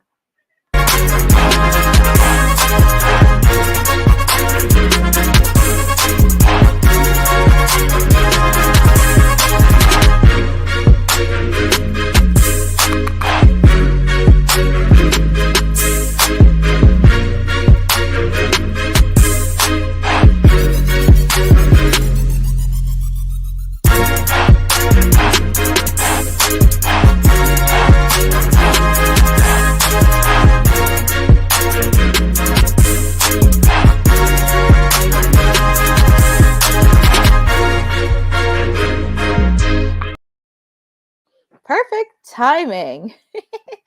So just wanted to give myself time to stretch a bit. Because not, like I said, I'm not used to doing 3-hour show. It's usually 2 hours I'm used to, but I just wanted to give myself a stretch and get some water a bit to make sure we are awake almost to the last hour. Who would you like to see go against Lyra Valkyria for the WWE Women's Intercontinental Championship match? Ooh, that is a good one, Boza, because there's many contenders for this. Because, of course, we did see Dakota Kai get another shot, but I would like to see Ivy Nile go against Lyra Valkyria. I think it's something that has been teased a lot, and Ivy Nile made a case on it that she wants the Women's Intercontinental Championship match, especially with Master Gable learning from the best luchador. I think this would be a good opportunity for the both of them to showcase it. And Ivy Nile would be a really great person that could really help out with Lyra and help out each other.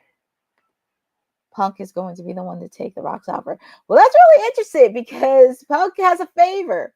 So we don't know what that favor is. So it is a possibility.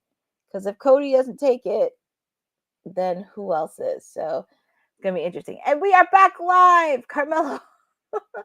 Oh, Carmelo. Carmelo Hayes taking on that one tough SOB, Braun Strowman. And these two were no strangers to each other. Oh, Braun's throwing Carmelo like a rag doll.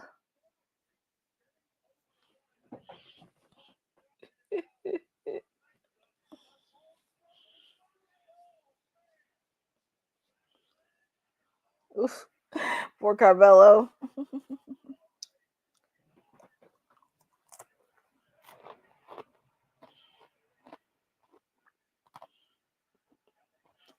What's Samatonga doing? What's he doing? Oh! Really, you Solo? You tried to take out Braun? Take him out with a chair.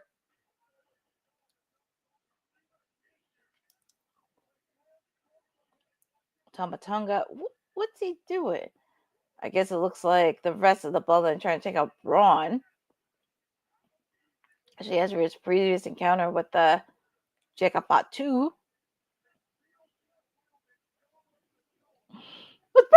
Oh my goodness! They're trying to do a tactic.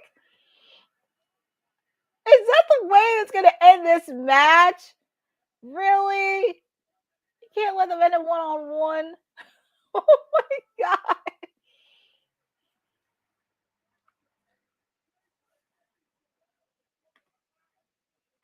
This is how I feel with this whole match. Of what just happened. Oh, let me see. Try to find the clip. Oh, there it is. This is bullshit. That is crazy. I really thought they were gonna have a one-on-one match with each other, but it's like I didn't. That is not the way I wanted Carmelo Hayes to win. That's not the way I wanted him to win. I thought at least he would get a pin. I thought it was gonna be a good match between these two. But why in the heck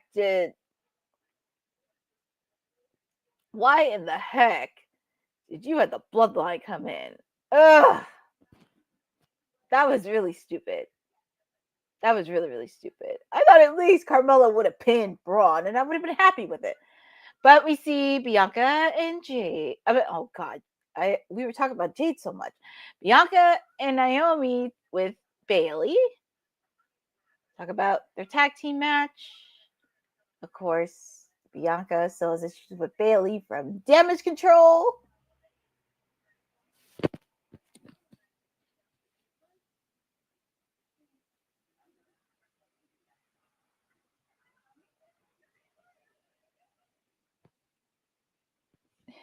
Well, I just hope they don't book. I hope it's not bad booking for this tag team match. But here's Roxanne Perez.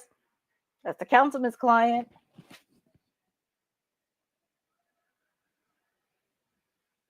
And here come the new tag team champions.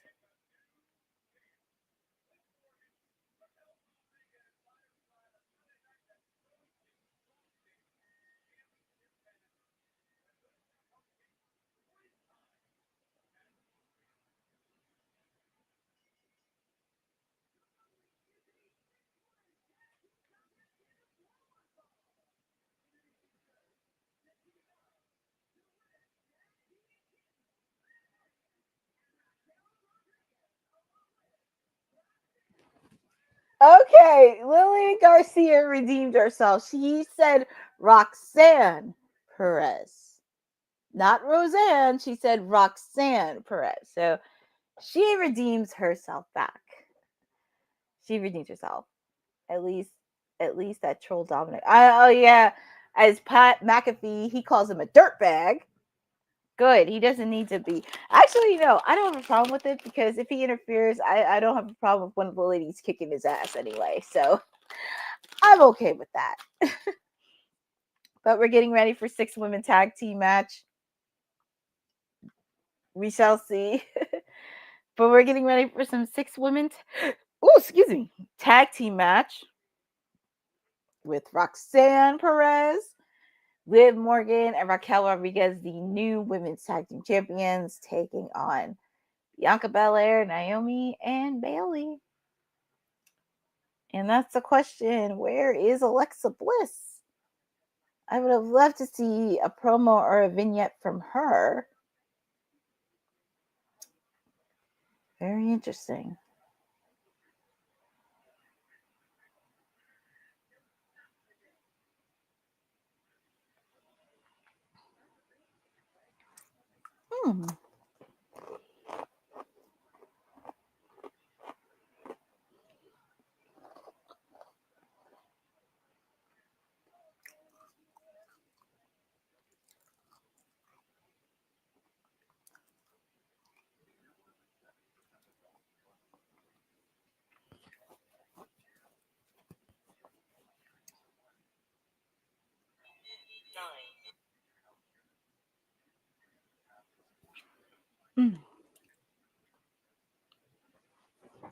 Right. I like to see Roxanne Perez appear at TNA Sacrifice. Try to help Cora Jade to win TNA.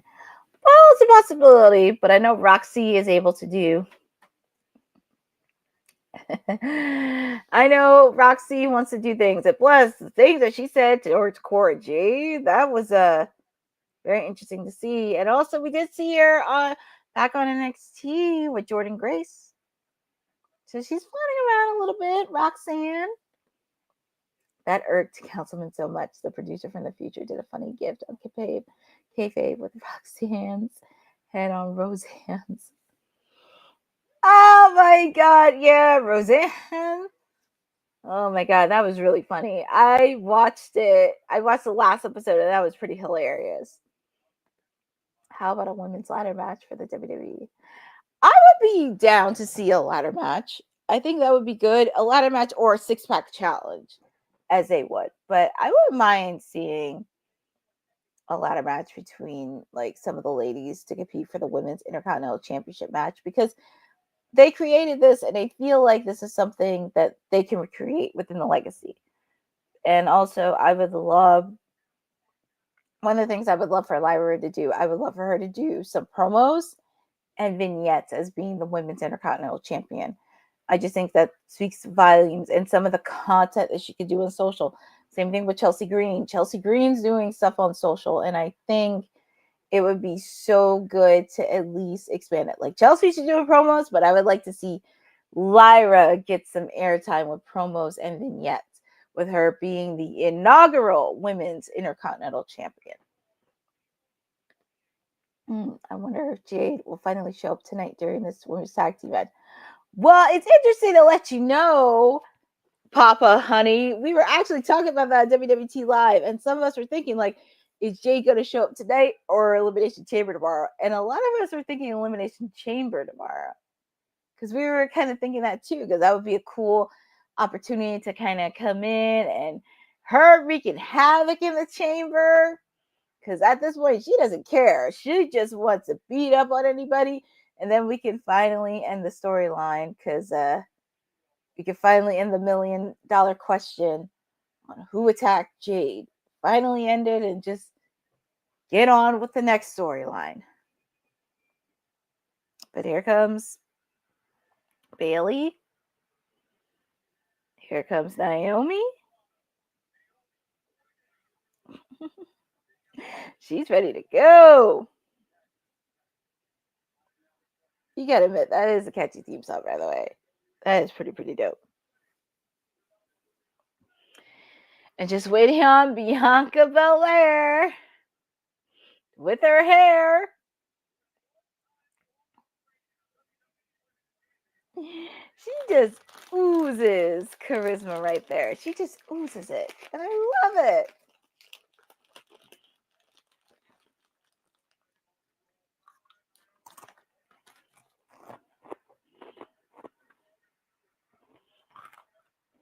So they saw what happened this past Monday. I will say, I watched that match, and that match was insanity. And I loved it. And it was nice to see some of the women main event on Raw. And I feel like this is something that on the main roster for Raw and SmackDown they need to do. They need to at least put some of their women's matches in the main event spot. Because if you really didn't care about your women's division, you need to start doing that. And I will say that's one of the things that AEW is doing, because they did had a few women's matches being main event, whether it be in a Dynamite or a Collision. So that's very awesome to see, and that's something I would like to see in the coming months. But here we go. Naomi versus Liv Morgan starting off. And we are in the final hour. We're in the final stretch of this special edition of Honey Night SmackDown. And also do not go anywhere, because we're going to do a quick post show recapping everything that's happening for SmackDown. I ain't going to keep you long, but just a quick post show. Nothing crazy. I just hope they don't make this match too quick, because I think they want to leave time out for like the triple threat match is going to happen, and also with Cody as well, because I believe Cody would be closing out SmackDown, which I don't have a problem. I don't have a problem with our champ closing. He's a champion. But here we go, Naomi and Liv Morgan.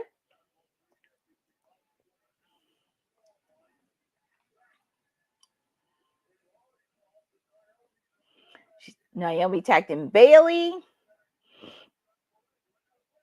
Ooh, nice diving crossbody from Bayley. Ooh, another. It's obvious she did it to Roxanne, with the fact these two have unfinished business with each other. And she gave another one to Raquel. Bayley's on fire.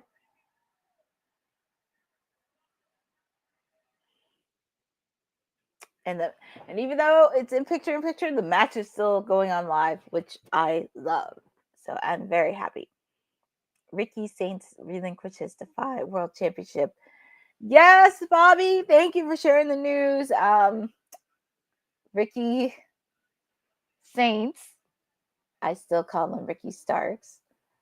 He relinquished his Defy World Championship today.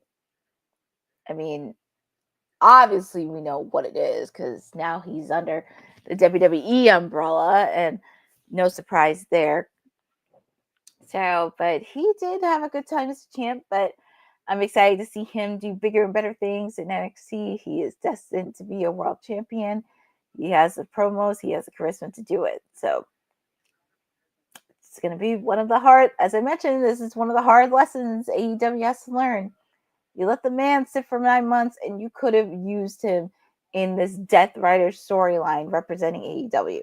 You could have at least he could have at least been in the AEW international title picture. And there's so many matches he could have done with. He could have faced off against Swerve, Will Ospreay, Orange Cassidy, Kenny Omega, Hangman Adam Page, Kyle Fletcher, Daniel Garcia. So many guys he could have had matches with. But this is the hard thing. And it can't be a Tony issue, but whoever's in those executive positions, they need to swallow up their pride and not hire their friends and focus on the bigger product. So that's how it is. Funny thing, he won that divide on a Saturday 3 days later. That was crazy. That was crazy. It could be because WWE, true, they don't have a working relationship, but sometimes it's always tricky, and it could be like a conflict of interest because, you know, WWE, I know they do appreciate independent wrestling, but it could be something that's kind of tricky or could be a cause of conflict. So that's something to think about. But looking at the match right here, it looks like Raquel and Liv are targeting Bayley's left leg.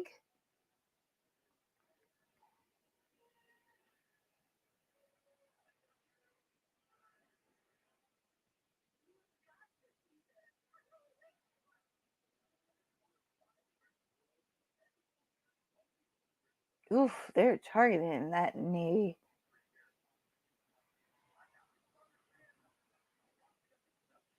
And they're enjoying this. Raquel, Liv, and even Roxanne's enjoying it.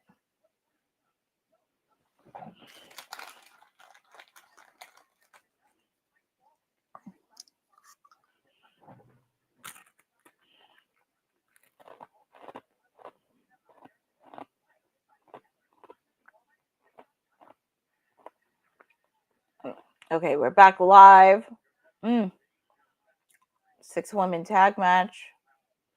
The newly crowned tag team champions Raquel and Liv Morgan, along with Roxanne Perez, taking on Naomi, Bianca Belair, and Bayley. And it looks like Raquel, Liv, and Roxanne have the upper hand. Bayley's trying to make a tag. Oh, she made the tag to Bianca. There's the EST.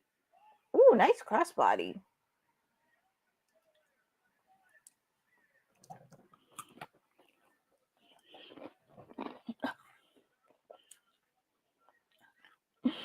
I feel like the only women that can take on Raquel is her, Rhea Ripley, and Jordynne Grace.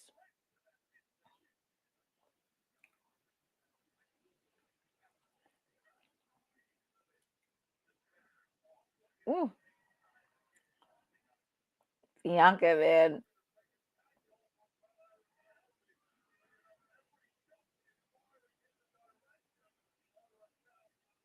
Just look at the power.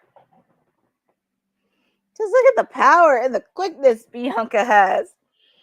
I think it reminds me going back to like her heel days from NXT.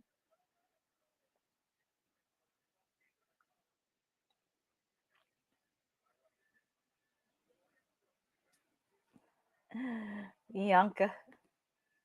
How about Last Legend or Zarya in the ring? Oh my goodness, Last Legend.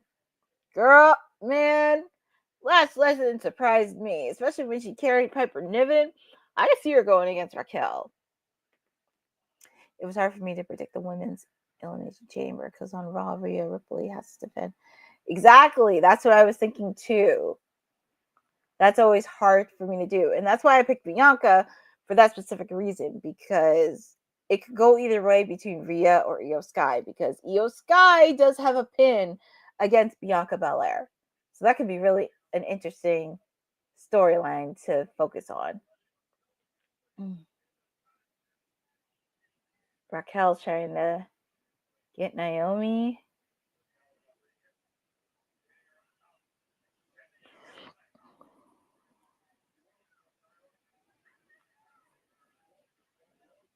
They didn't even let Roxy get in the ring. Now she's in the ring. I was like, come on, where's Roxanne?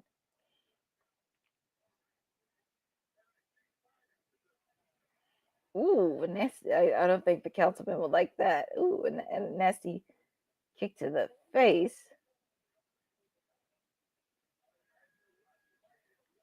Naomi making the tag to Bayley.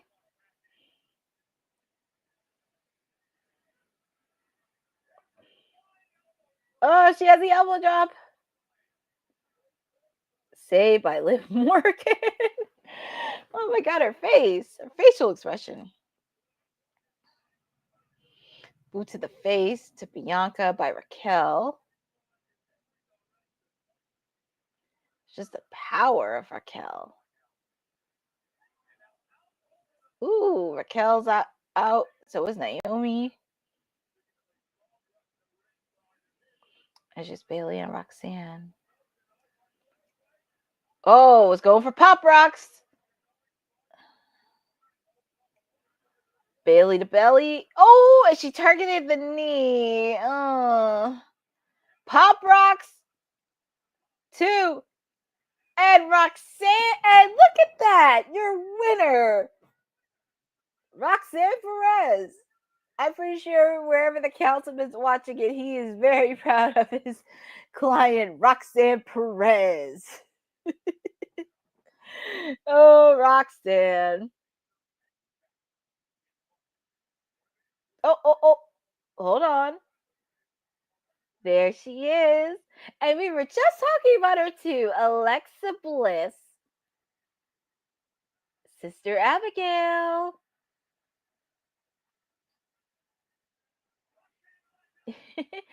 You can't forget about Little Miss Bliss.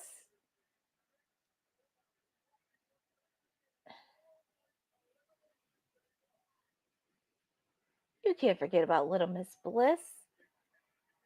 Ooh, and I think I saw what I saw. Wyatt 6.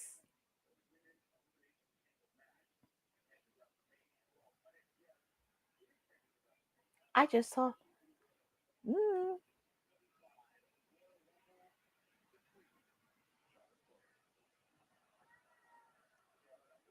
And Charlotte. Because we haven't seen Charlotte all night. Let's see what Miss Charlotte has to say.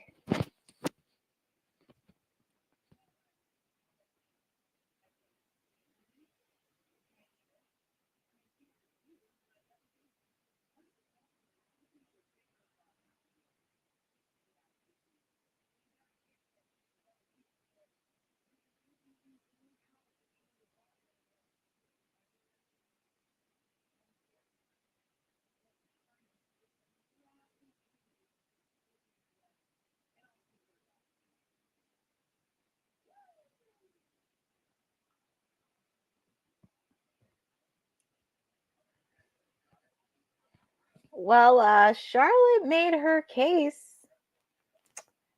but I think it would be nice to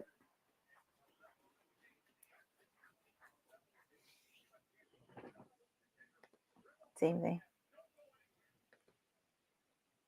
And of course, we see our mayor in the chat. There goes my Roxanne picked up. Yeah, because like I first Roxanne, but I picked Bianca Belair. But it was nice to see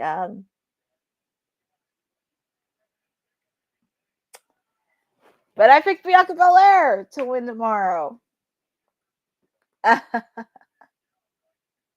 That's okay, Papa Honey. I already know how Honey feels about Charlotte Flair. Nothing against Charlotte, but I think it's just a way, like with the Royal Rumble match, it's just the outcome. Nothing against Charlotte, but it just would have been nice to see.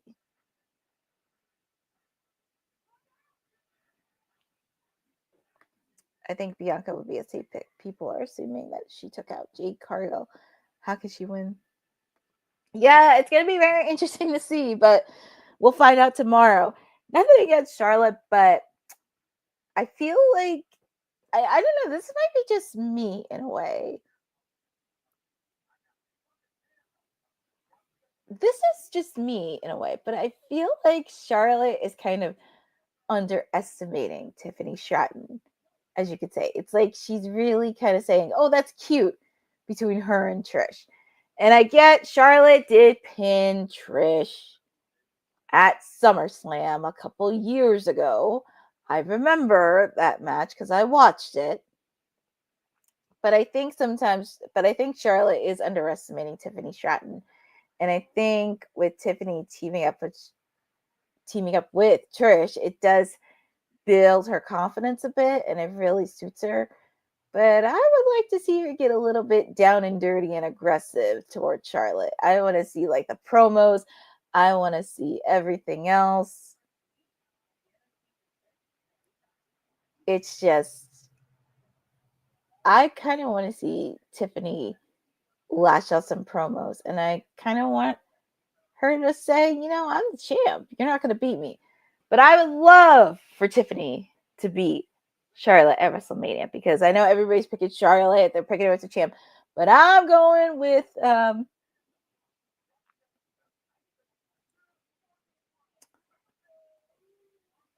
want to see Tiffany win. I want to see her win at WrestleMania. I don't want to fail.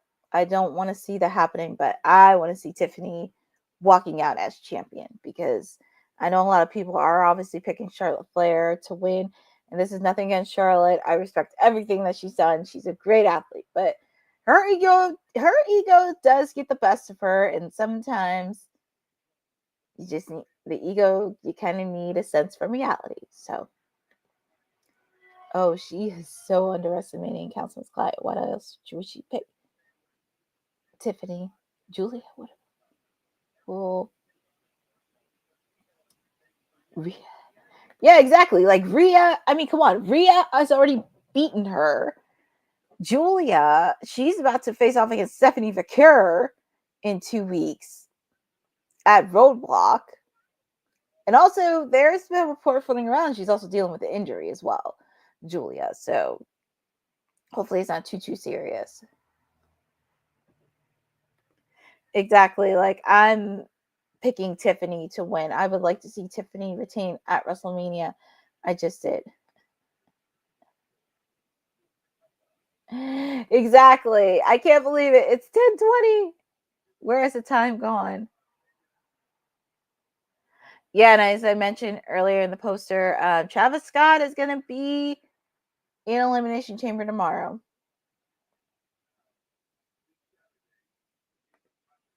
Oh, I didn't know those reports. If so, that's why they are not only Russian.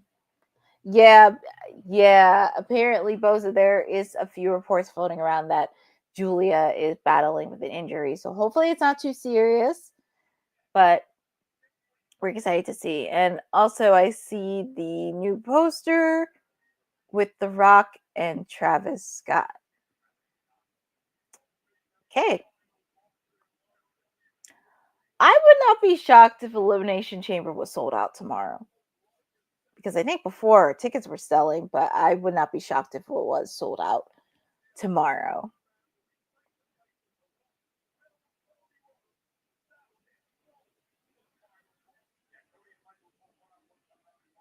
But they're going through the card for Elimination Chamber tomorrow at 7 Eastern, 4 Pacific on Peacock. So they're just going through the quick rundown card of Elimination Chamber. So it's going to be fun. But I'm happy we got to see Alexa Bliss. We got to see a little peek of her. And I think it was just me, but did we see some Wyatt 6 coding? And I did hear that I think it was either Uncle Howdy or somebody within the Wyatt 6 was injured or sick.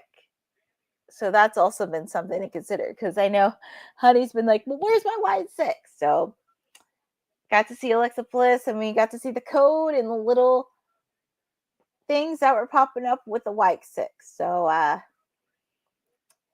it's coming. It's just, you got to let it simmer first and then let it to process a bit. But nice to see Alexa Bliss.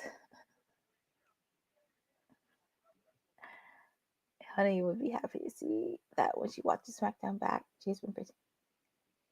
Yeah.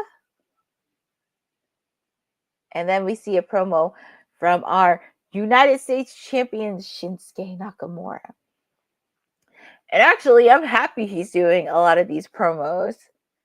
That really makes him like a serious threat, especially as the United States champion.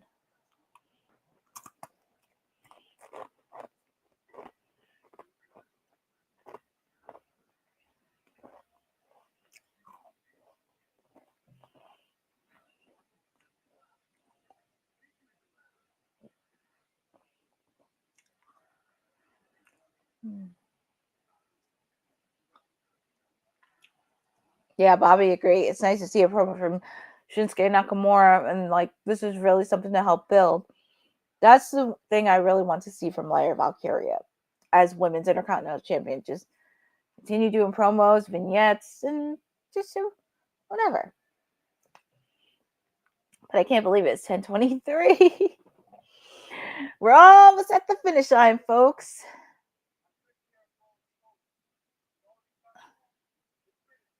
Oh, we see the Team New Bloodline.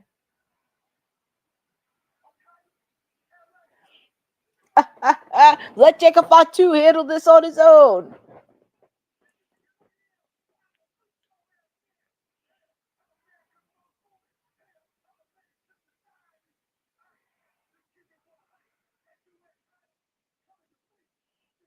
Yeah, it's very interesting. But I just picked Carmelo Hayes. And plus, I have a feeling Braun Strowman's not done with the Team New Bloodline because I have a feeling he's going to attack not only Solo and Tama Tonga, I think he's going to cost Jacob Fatu. So that's why I think it's going to be interesting because I am going to pick Carmelo Hayes. This is it, the triple threat match. Who's going to be the number one contender for Shinsuke Nakamura's? I know, Bosa, you expect LA Knight, but I'm going to pick Carmelo Hayes. It's time for Mr. Mello to get a taste of opportunity at singles gold. It's time for Mr. Mello.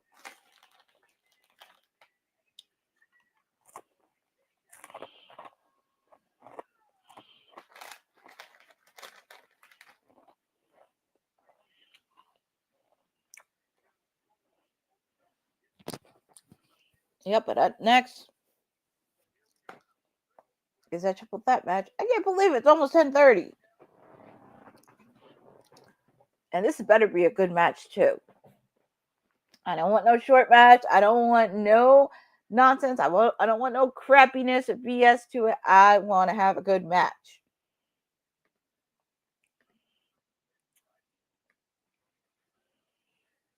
Because, boy, I'm gonna tell you something. If it's not a good match, I could probably see me and the rest of us normal people in the wrestling world being angry like this. Oh, would you look at... Oh, wait! Oh, it's... Oh! Unfortunately... I just had to play that clip because I want to have a good match. I want this match to be a really good match. But I know they're trying to give time for Cody, but at least let this triple threat match be a solid, good match. Oh, man. But it's 10:26. I am appreciative of all of you sticking by with me because this is the first time I've done 3 hours.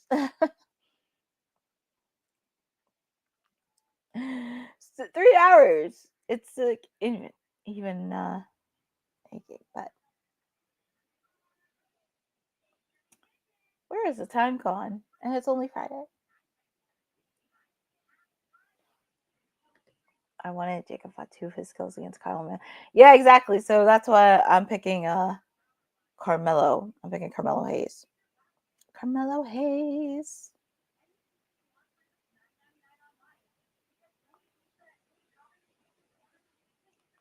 I'm picking Carmelo Hayes. So I'm just waiting for the commercials.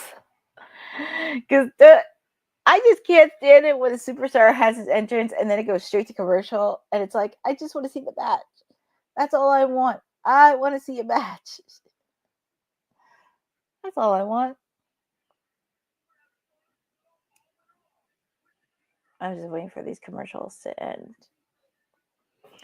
But, since these commercials want to do it, I'm going to give a quick commercial. And again, I definitely want to give a shout out to one of our sponsors, All Caribbean Wrestling, for everything that they do and going above beyond and their support for WWT Live. So definitely want to check out All Caribbean Wrestling. This episode of Women's Wrestling Talk has been brought to you by All Caribbean Wrestling. Catch the wave! Go to allcaribbeanwrestling.com to check out all the latest pay-per-views or go on the YouTube page at All Caribbean Wrestling. Also, go and check out their socials on Instagram at All Caribbean Wrestling and on X at All Caribbean WR1. Definitely want to thank All Caribbean Wrestling for being our sponsor and supportive here at WWT Live. Just to let you know, there will be a quick post show after SmackDown. I'm going to do a quick one. I'm not going to go crazy with this, but we're definitely going to give a quick run through on what happened and also just getting you ready for Elimination Chamber tomorrow night.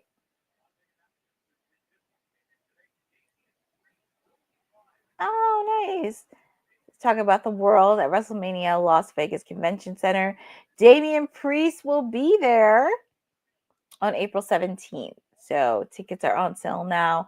I can imagine like that whole week leading up to WrestleMania is going to be crazy in Vegas. It's going to be nuts.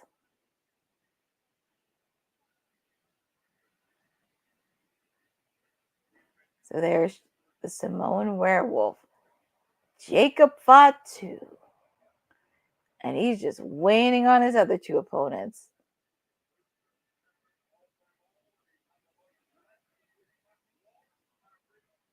And there's Carmelo Hayes. There he is.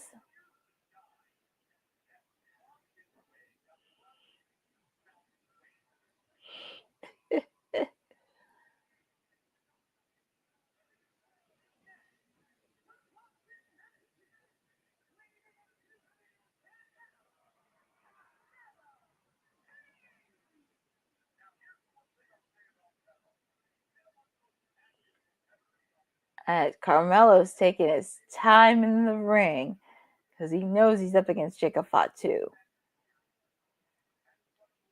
He's just taking his little time in the ring.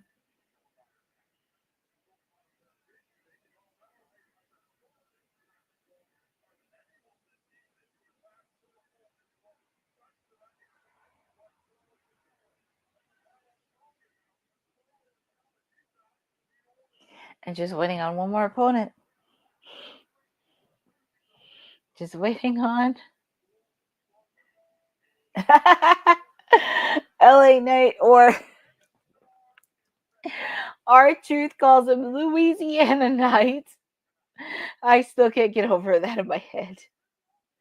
But here comes LA Knight entering the ring, and I already know who he wants. And he doesn't care.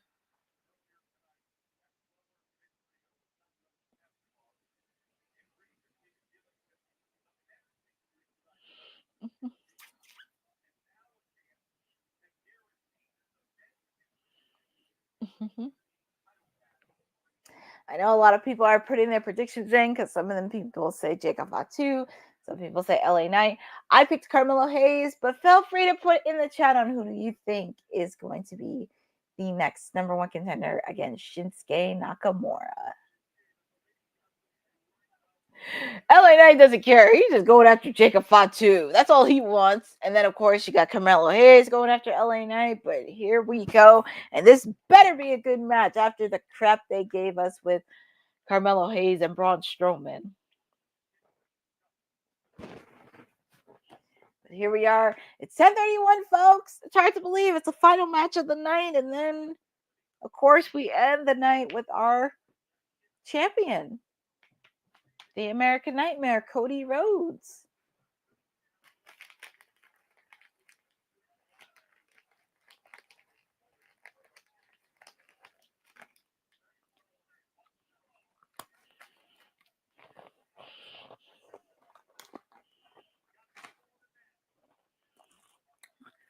Man, Jacob. Carmelo Hayes with that counter. Pump handle slam.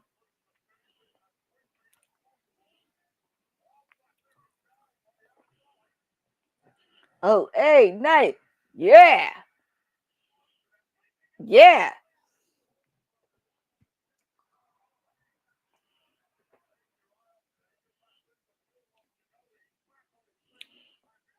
Jacob Fatu through LA Knight.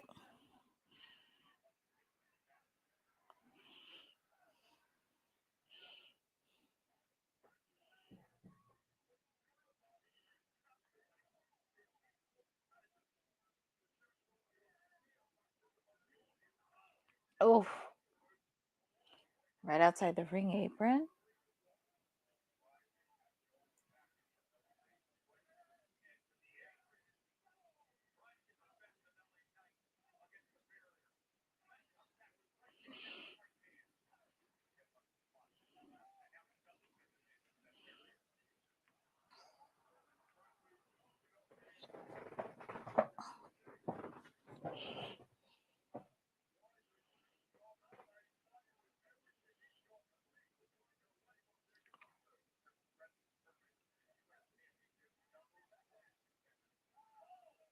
Ooh, nasty bump by Carmel. Well, by Jacob. And here comes LA Knight.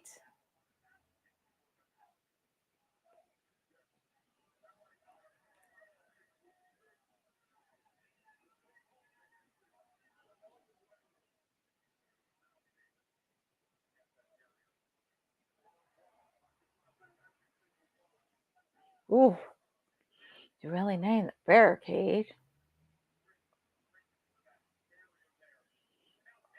Hi, they're both Carmelo and LA Knight.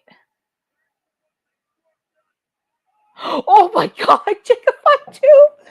He tried to run over LA Knight and Carmelo, but apparently he got thrown in. Oh my goodness, that had to hurt. And even though it's in picture, the match is still going on, and Jacob Fatu is still laid out along with LA Knight and Carmelo, but they're both got up. So now it's between the two of them. Carmelo Hayes, he wants to be U.S. champion. Can't deny him with that.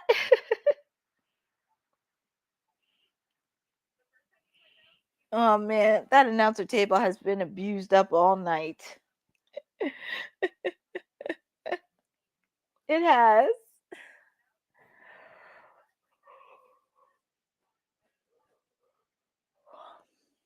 Ooh. Don't worry, guys, because we're at 10:35. We're almost at the halfway point.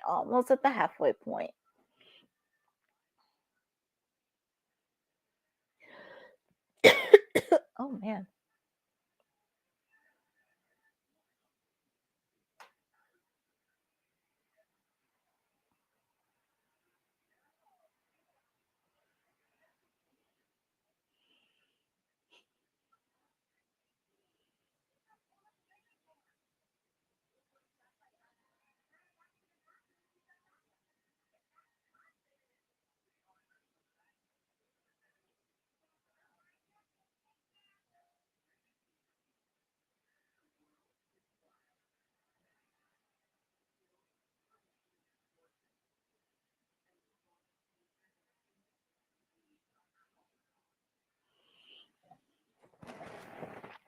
LA Knight looks like he has upper hand here.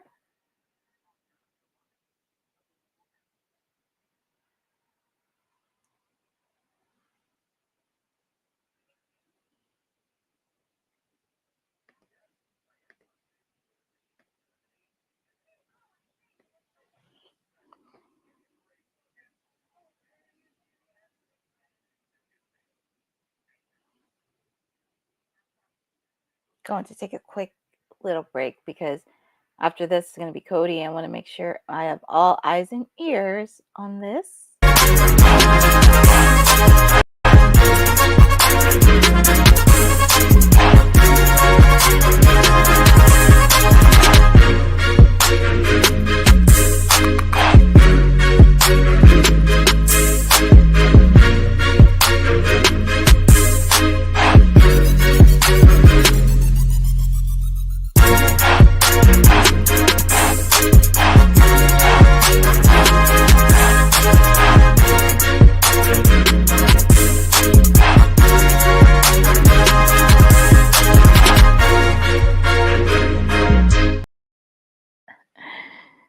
it's always good to take a stretch, especially if you're doing a 3-hour stream.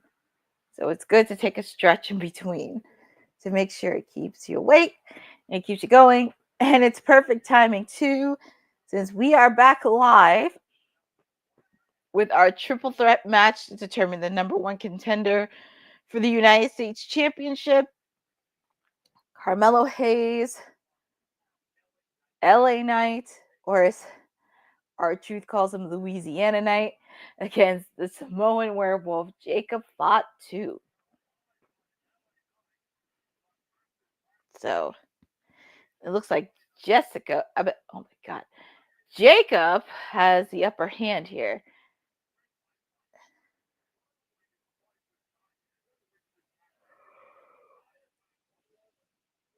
Attacking both Carmelo Hayes and LA Knight. The fans love Jacob Fatu. You can't deny him of that, especially when he does the "I love you solo." And then he'll switch over to be like, "I hate you solo."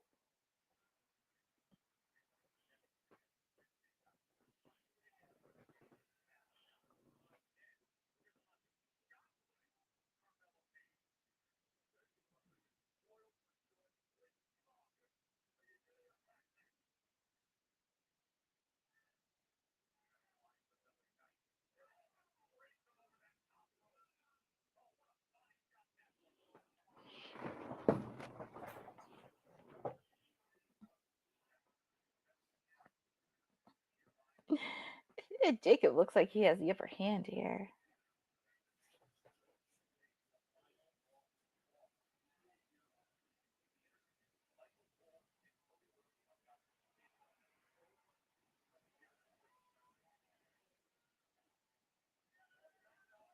Ooh, nice counter by LA Knight. Oof, nasty clothesline.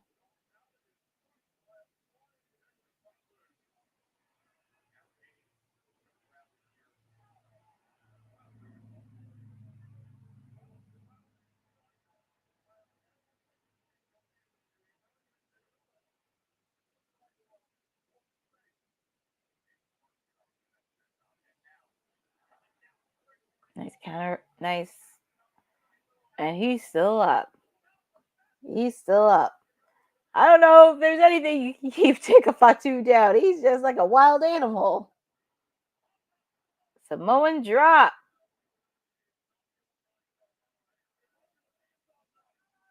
BFT. Is that it? Kick out by Jacob.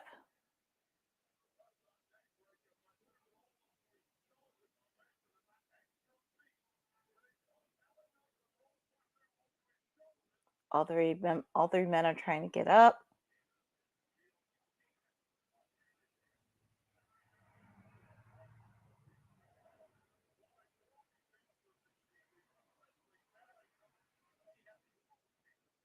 It looks like Carmelo and Elena are double teaming. I mean, that's what you. Ooh, nasty. Ooh, Carmelo Hayes. Is he gonna get it? Oh, he was so close. I really thought this was gonna be for Carmelo Hayes. Thought it was.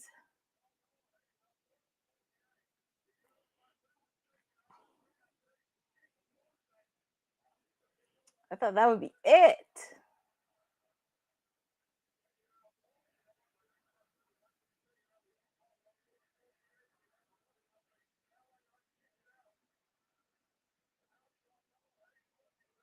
Carmelo wants to end this.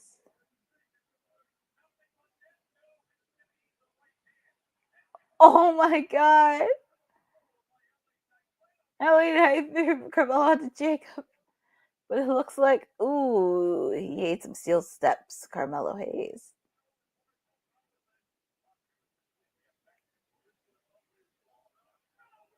Oh my god. See, that announcer table has just been abused all night. And it's a good thing it's not, and it ain't gonna break anytime soon. I think I don't want to say it's long overdue, but I think they've done it with like broken announce table throughout the years and decades.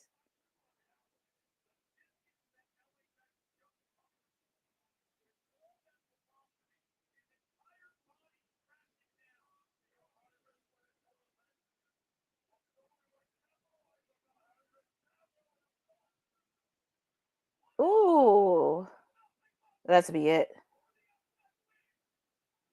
Senton Swatan Bomb.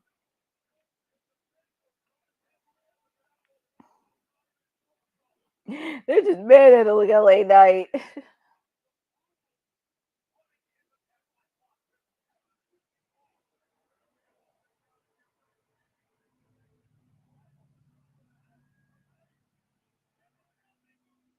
Poor Carmelo. That has to be it. There's LA Knight. Oh, LA Knight just ran in. That's it. That's it. Your winner is LA Knight. I'm actually okay with LA Knight. That's fine with me. I'm not against it. I just would have loved to see Carmelo Hayes, but he's going to.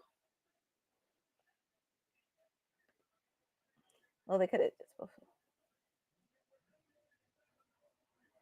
Yeah, that is true, and he earned it. I got to give credit to LA Knight, but oh yes, Boza, you did call it right there, LA Knight. But there is another opportunity that Carmelo can win.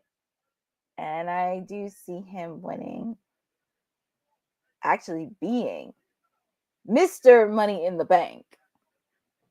I could definitely see Carmelo Hayes getting Money in the Bank this year. But congratulations to LA Knight. He'll be the number one contender for the United States title. He'll be facing off against Shinsuke Nakamura. Not sure when, though, but we shall see. And here is our champion with CM Punk.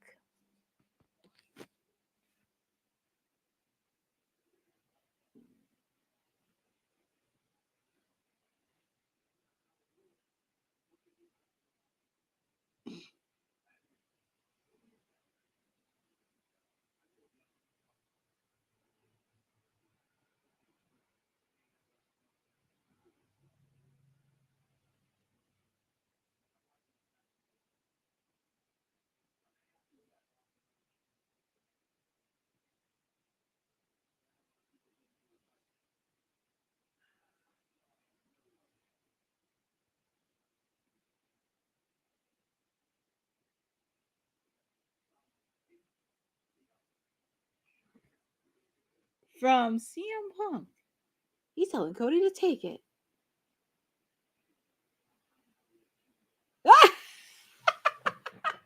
I love that he used some of his catchphrases.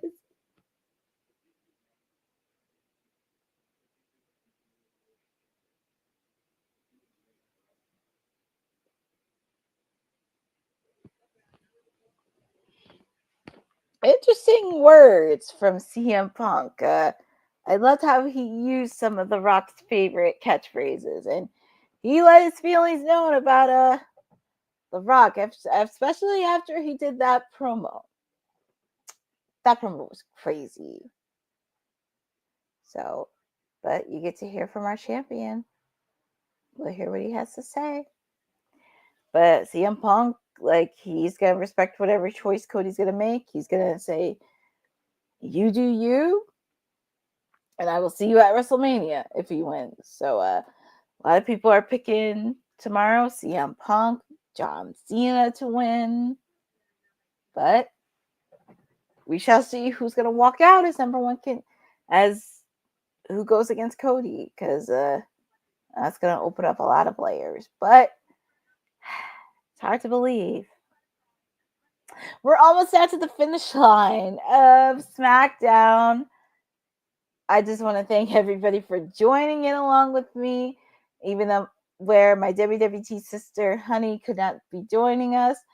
I filled in for her tonight. 3 hours. 3 hours. But I will say it has been fun and definitely for real. So I'm very happy for all of you for joining on this date with me. It was a lot. It's a lot to cover, but we made it through. We pulled us through the 3 hours. And then after SmackDown, I'm going to do a quick post show. Nothing too crazy, anything else.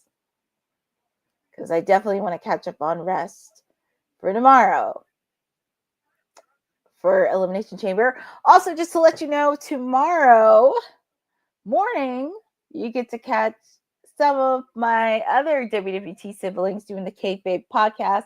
Dion, Honey, and the Councilman will be bringing you all the stuff, getting you ready for Elimination Chamber, their bold predictions, and kind of catch up on everything that's happened during this past week. So don't want to miss it. It's at 9 a.m. Pacific time, 12 p.m. on the East Coast every Saturday. So you do not want to miss tomorrow's episode because it's going to be fun. And it does seem like a fun podcast, and I love stuff like that. So it does have the potential of growing a lot more. So kudos to some of my siblings over at WWT Live. You guys are doing the work, and I'm just awaiting the champion to come out.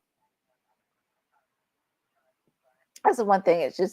That's the one thing about commercial ticket forever. You just want to wait and wait and wait.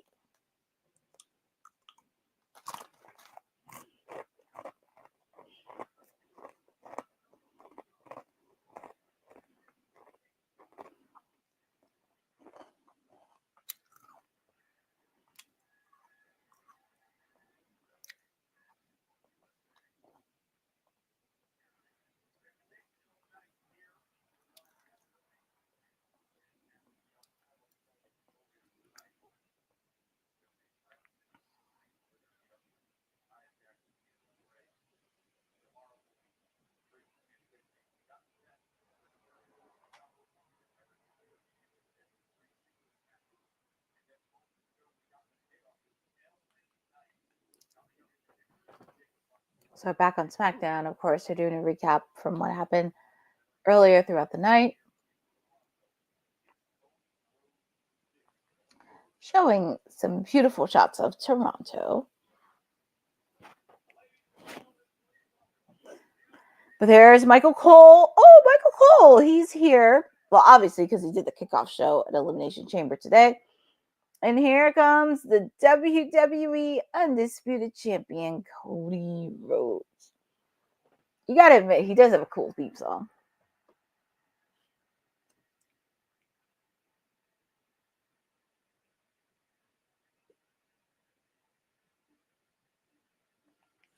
Adrenaline in my soul, every thought out of control.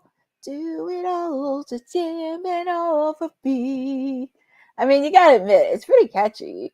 It's pretty catchy.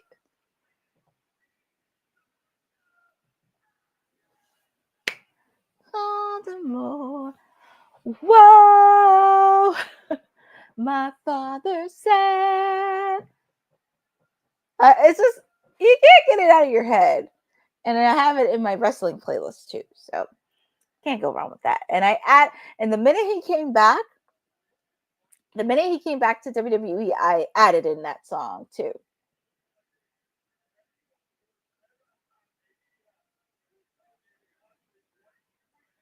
There's the champ.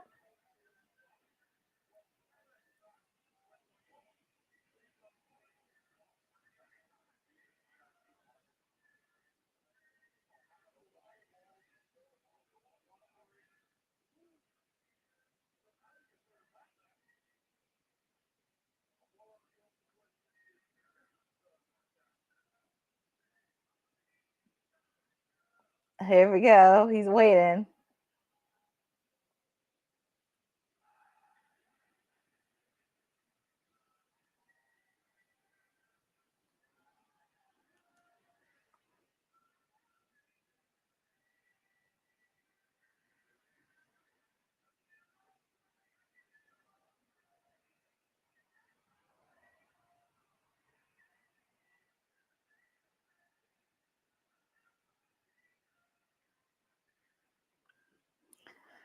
But we'll see what Cody has to say in his final words. We're chatting with Michael Cole.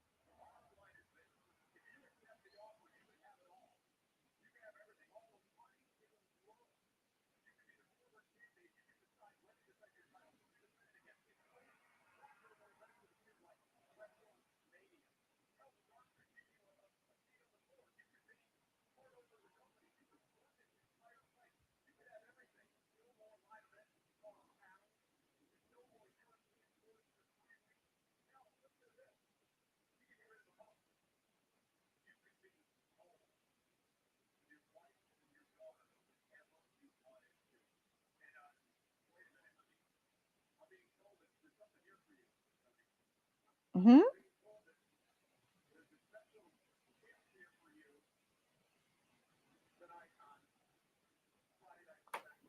Also, it looks like Michael Cole says he has a gift, and oh my God, is that a truck? That is a truck. I didn't say that this is gonna be something. This makes me think of like Stone Cold would drive. I'm not gonna lie. This is something I can see Stone Cold. Like Cody would have wanted to be part owner of a wrestling company. We all know how. I say, well, both to be fair with AEW. Well, yes, but as I mentioned, ego does get in the way. So, yeah, that's one of those things. And we hear from the final boss.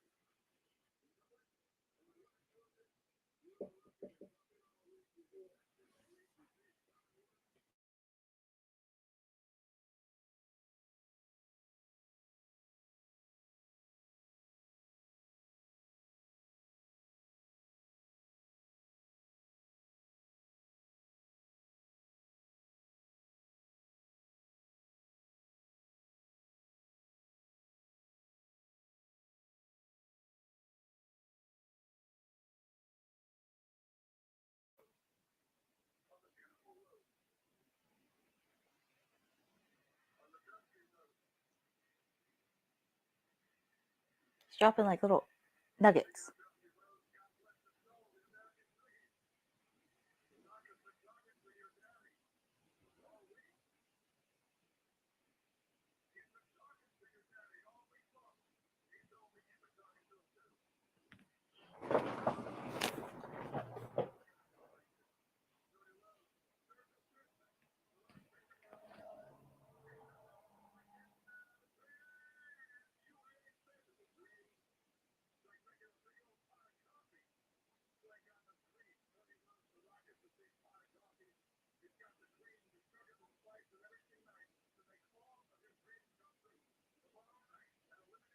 Hmm.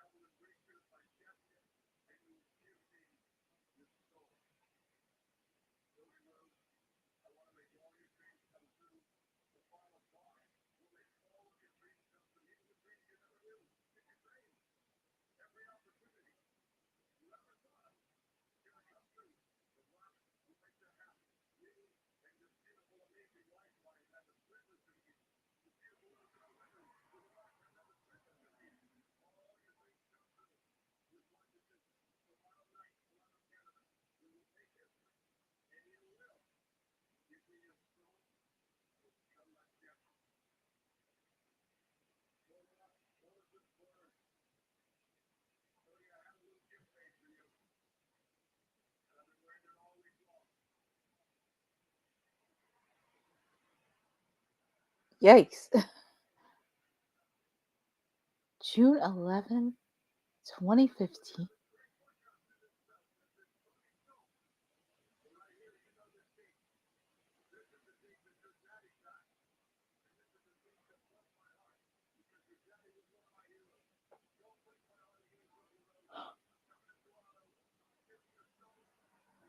Damn, that's really savage. You put his father's death on that belt?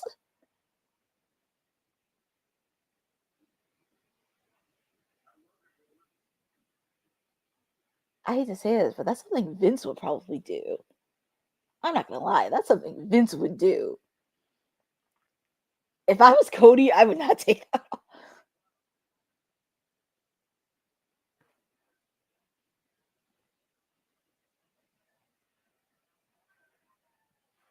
Woo! That's really interesting. And next Friday, it's coming to Philadelphia.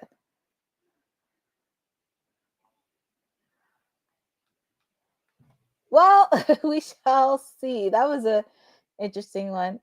Boza, I know you were teasing on that with AEW with Cody. That's all good. Hi, the Adventures of Kim Mister. Thank you for joining on this watch along. Oh my god, that is crazy. An interesting way to end SmackDown. Interesting way to end it, especially right before. But I just can't believe he put the date of his father's death on that belt. That's like something Vince would do. This weird storyline is starting to reap how Mr. McMahon became a TV character. I was feeding. Yeah, doesn't it? This is like something Vince would say when he was heading of the corporation. You know? It's crazy. But since SmackDown is officially done, I'm going to do a quick watch along. Quick watch along. You see how it's been a long day for me. I do a quick post show, which we're going to talk about SmackDown right now. But just going through really quickly, this is your WWT Princess, all things Timeless Elite, Stone Cold Courtney with you tonight. Because normally my sister Honey would be here, but she had to take care of a few things. She had to take care of things in the honey pot. So I'm filling in for her tonight. And we kicked off with Canada's greatest export of her 25-year tour, Trish Stratus.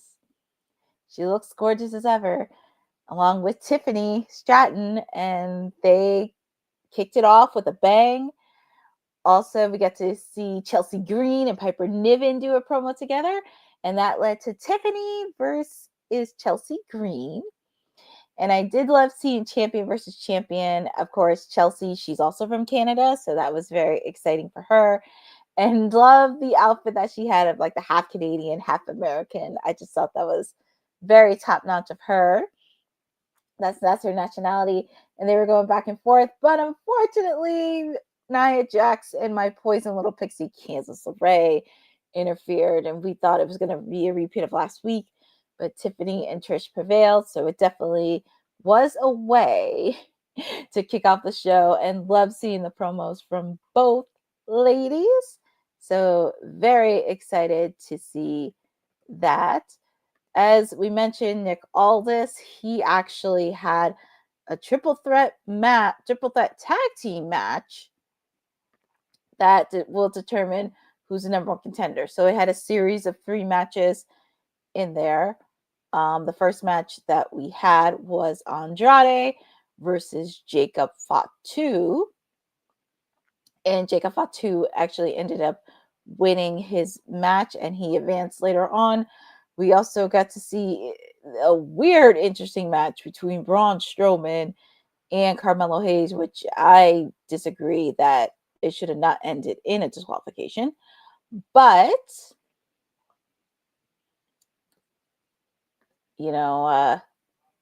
Carmelo Hayes won, but it was just a very interesting way.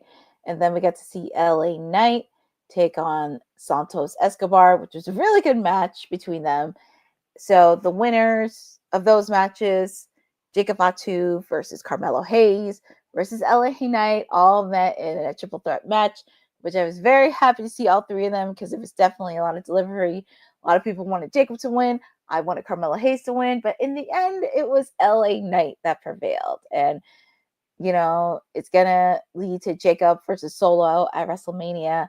I know people are a little bit bummed about Carmelo Hayes, but don't you worry. He's going to get his opportunity because I do predict that he will be Mr. Money in the Bank this year. I believe that he's going to do that. So, future's looking bright for Carmelo Hayes. We also get to see some tag team mayhem happening tonight because originally the Street Profits were supposed to take on Los Garzas, but that didn't happen. And DIY attacked them from behind. Then it was Pretty Deadly. Then it was the Motor City Machine Guns. And there was just so much mayhem left and right. And that made me happy because it was nice to see tag teams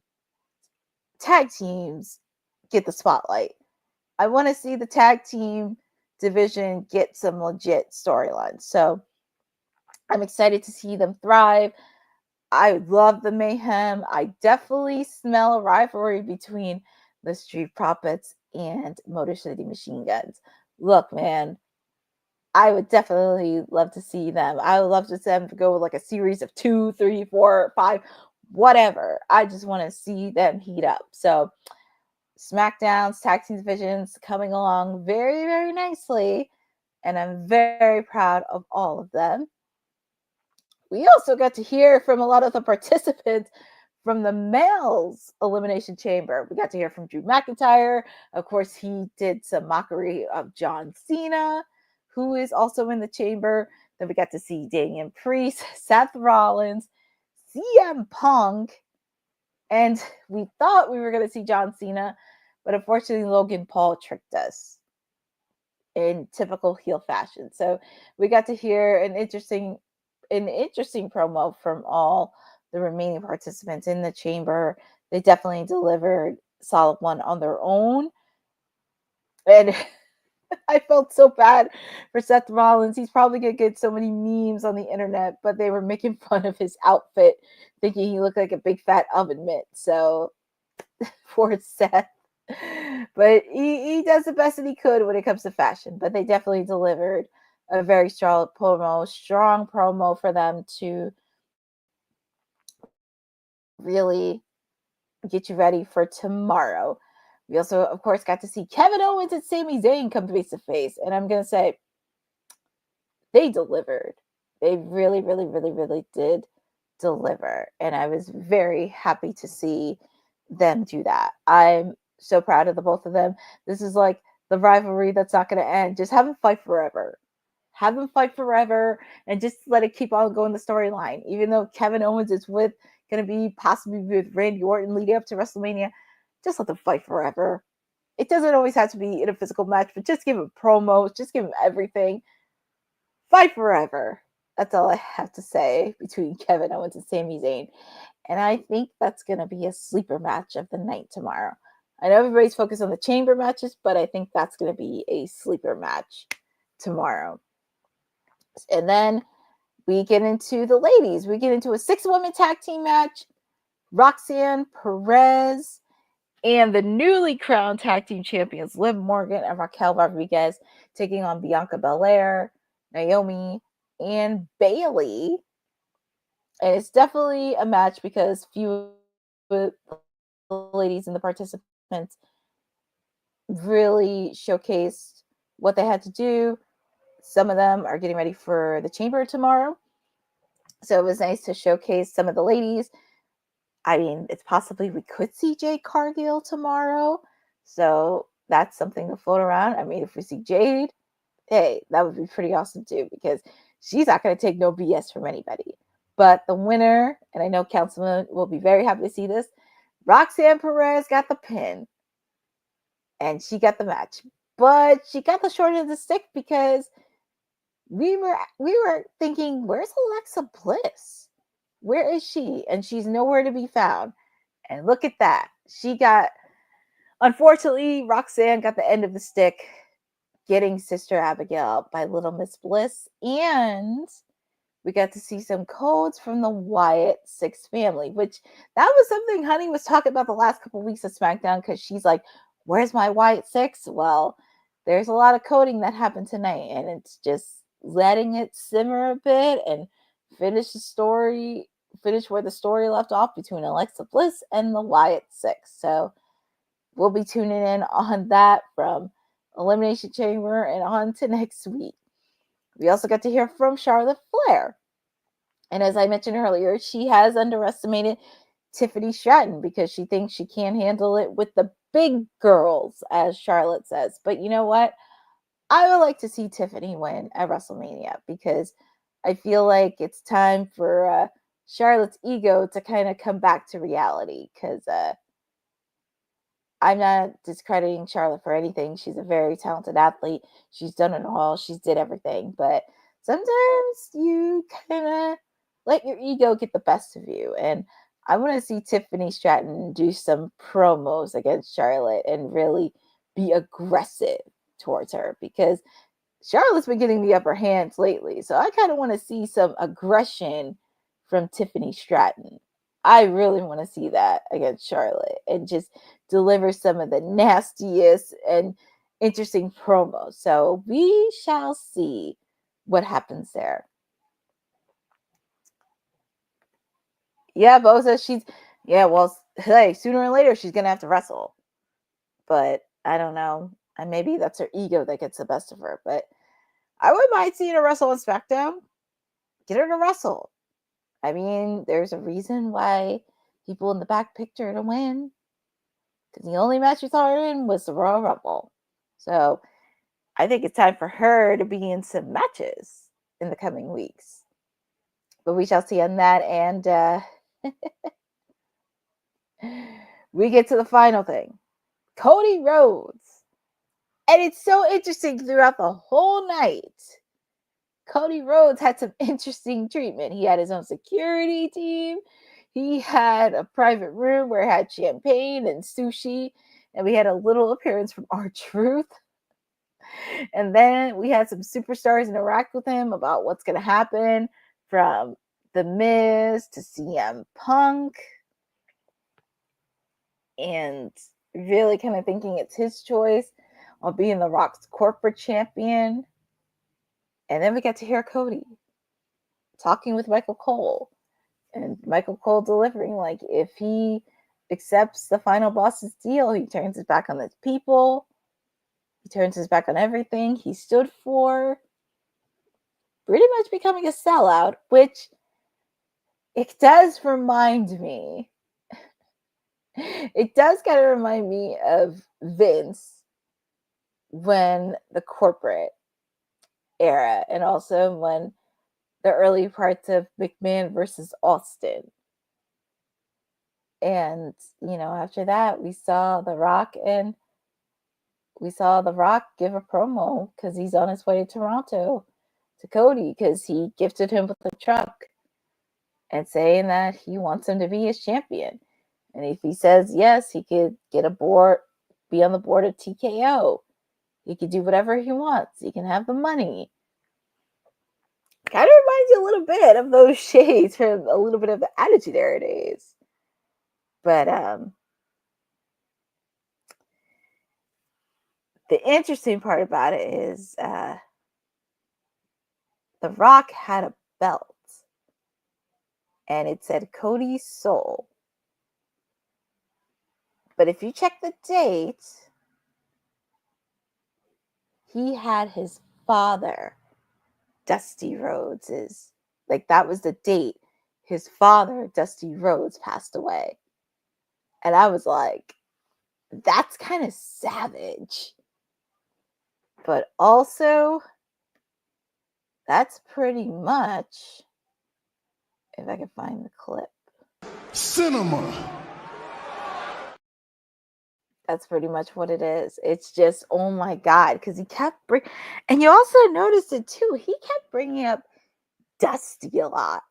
You would see Dusty here and there from other superstars, but he kept bringing Dusty up a lot, saying, "I talked to your daddy from heaven, and your father was one of my heroes," and all that stuff. And it was like, if you saw the look on Cody's face, he didn't look very pleased. He didn't look very pleased. So that's going to be really interesting to think about tomorrow at Elimination Chamber. And also for me, I kind of said that Cody would say no, but I feel like somewhere down the line, he is going to turn heel. I just think he's going to say no. But I don't know. We shall see. It was a very interesting way to end SmackDown. Very interesting way. But that is going to close out the post show. This is your WWT's PR princess, and everything you need to know about all things elite. Courtney Rice is with all of you. It has been a very fun and interesting SmackDown to end and get you ready for Elimination Chamber. Not sure if we're going to do a post show. Not sure if we're going to do a watch along tomorrow, but maybe a post show we could do. We just have to see what's going on there.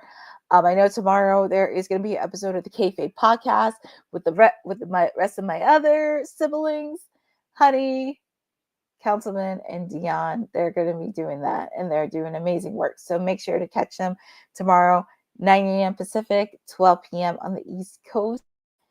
Thank you guys for joining, and definitely a shout out to all of you in the chat. You've been having some fun with me. Thank you, Lewis Johnson, Fernando Zayas, Joe Sposa, Honey's dad for joining in, The Adventure of Kid Mister, Bobby Patino, making sure, because there was a lot of people that came in earlier in the chat. Even our mayor had popped in for a little bit. Benjamin Lampin. I'm just making sure I don't miss nobody. I'm just making sure I don't miss. I'm making sure I don't miss anybody. Dylan Johnson, Aaron Teagle, Hassan Terrell, Swag Kid. Just want to thank all of you, Takara World. But thank you for joining in on this watch along for SmackDown and get you ready for Elimination Chamber tonight. You can always catch me every Monday, Wednesday, and Friday on WWT Live. You know, every Wednesday is Stone Cold Elite Wednesdays with me. I do my watch along for AEW Dynamite. You do not want to miss next Wednesday's episode because it'll be the final Dynamite before Revolution. So you do not want to miss that. Also, if you're in parts of California, AEW is doing some shows in the next couple days. So they will be traveling around a little bit. So if you are near those cities, definitely check them out. I also found out Ring of Honor is doing some taping in California. So feel free to check them out too. Or if you don't want to check out a Dynamite or Collision, you can always check out Revolution. It's in Los Angeles. So feel free to do that.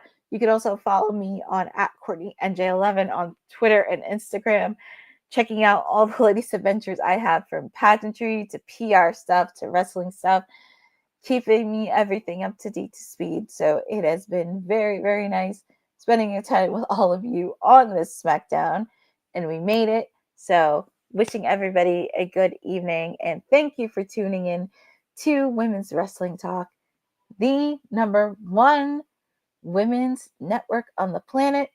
Have a good evening, be safe, and enjoy Elimination Chamber tomorrow night. Thanks for joining WWT. Don't forget to like us on all social media platforms at WWTalkpod. Like and subscribe on all video and audio platforms, like yesterday, my G.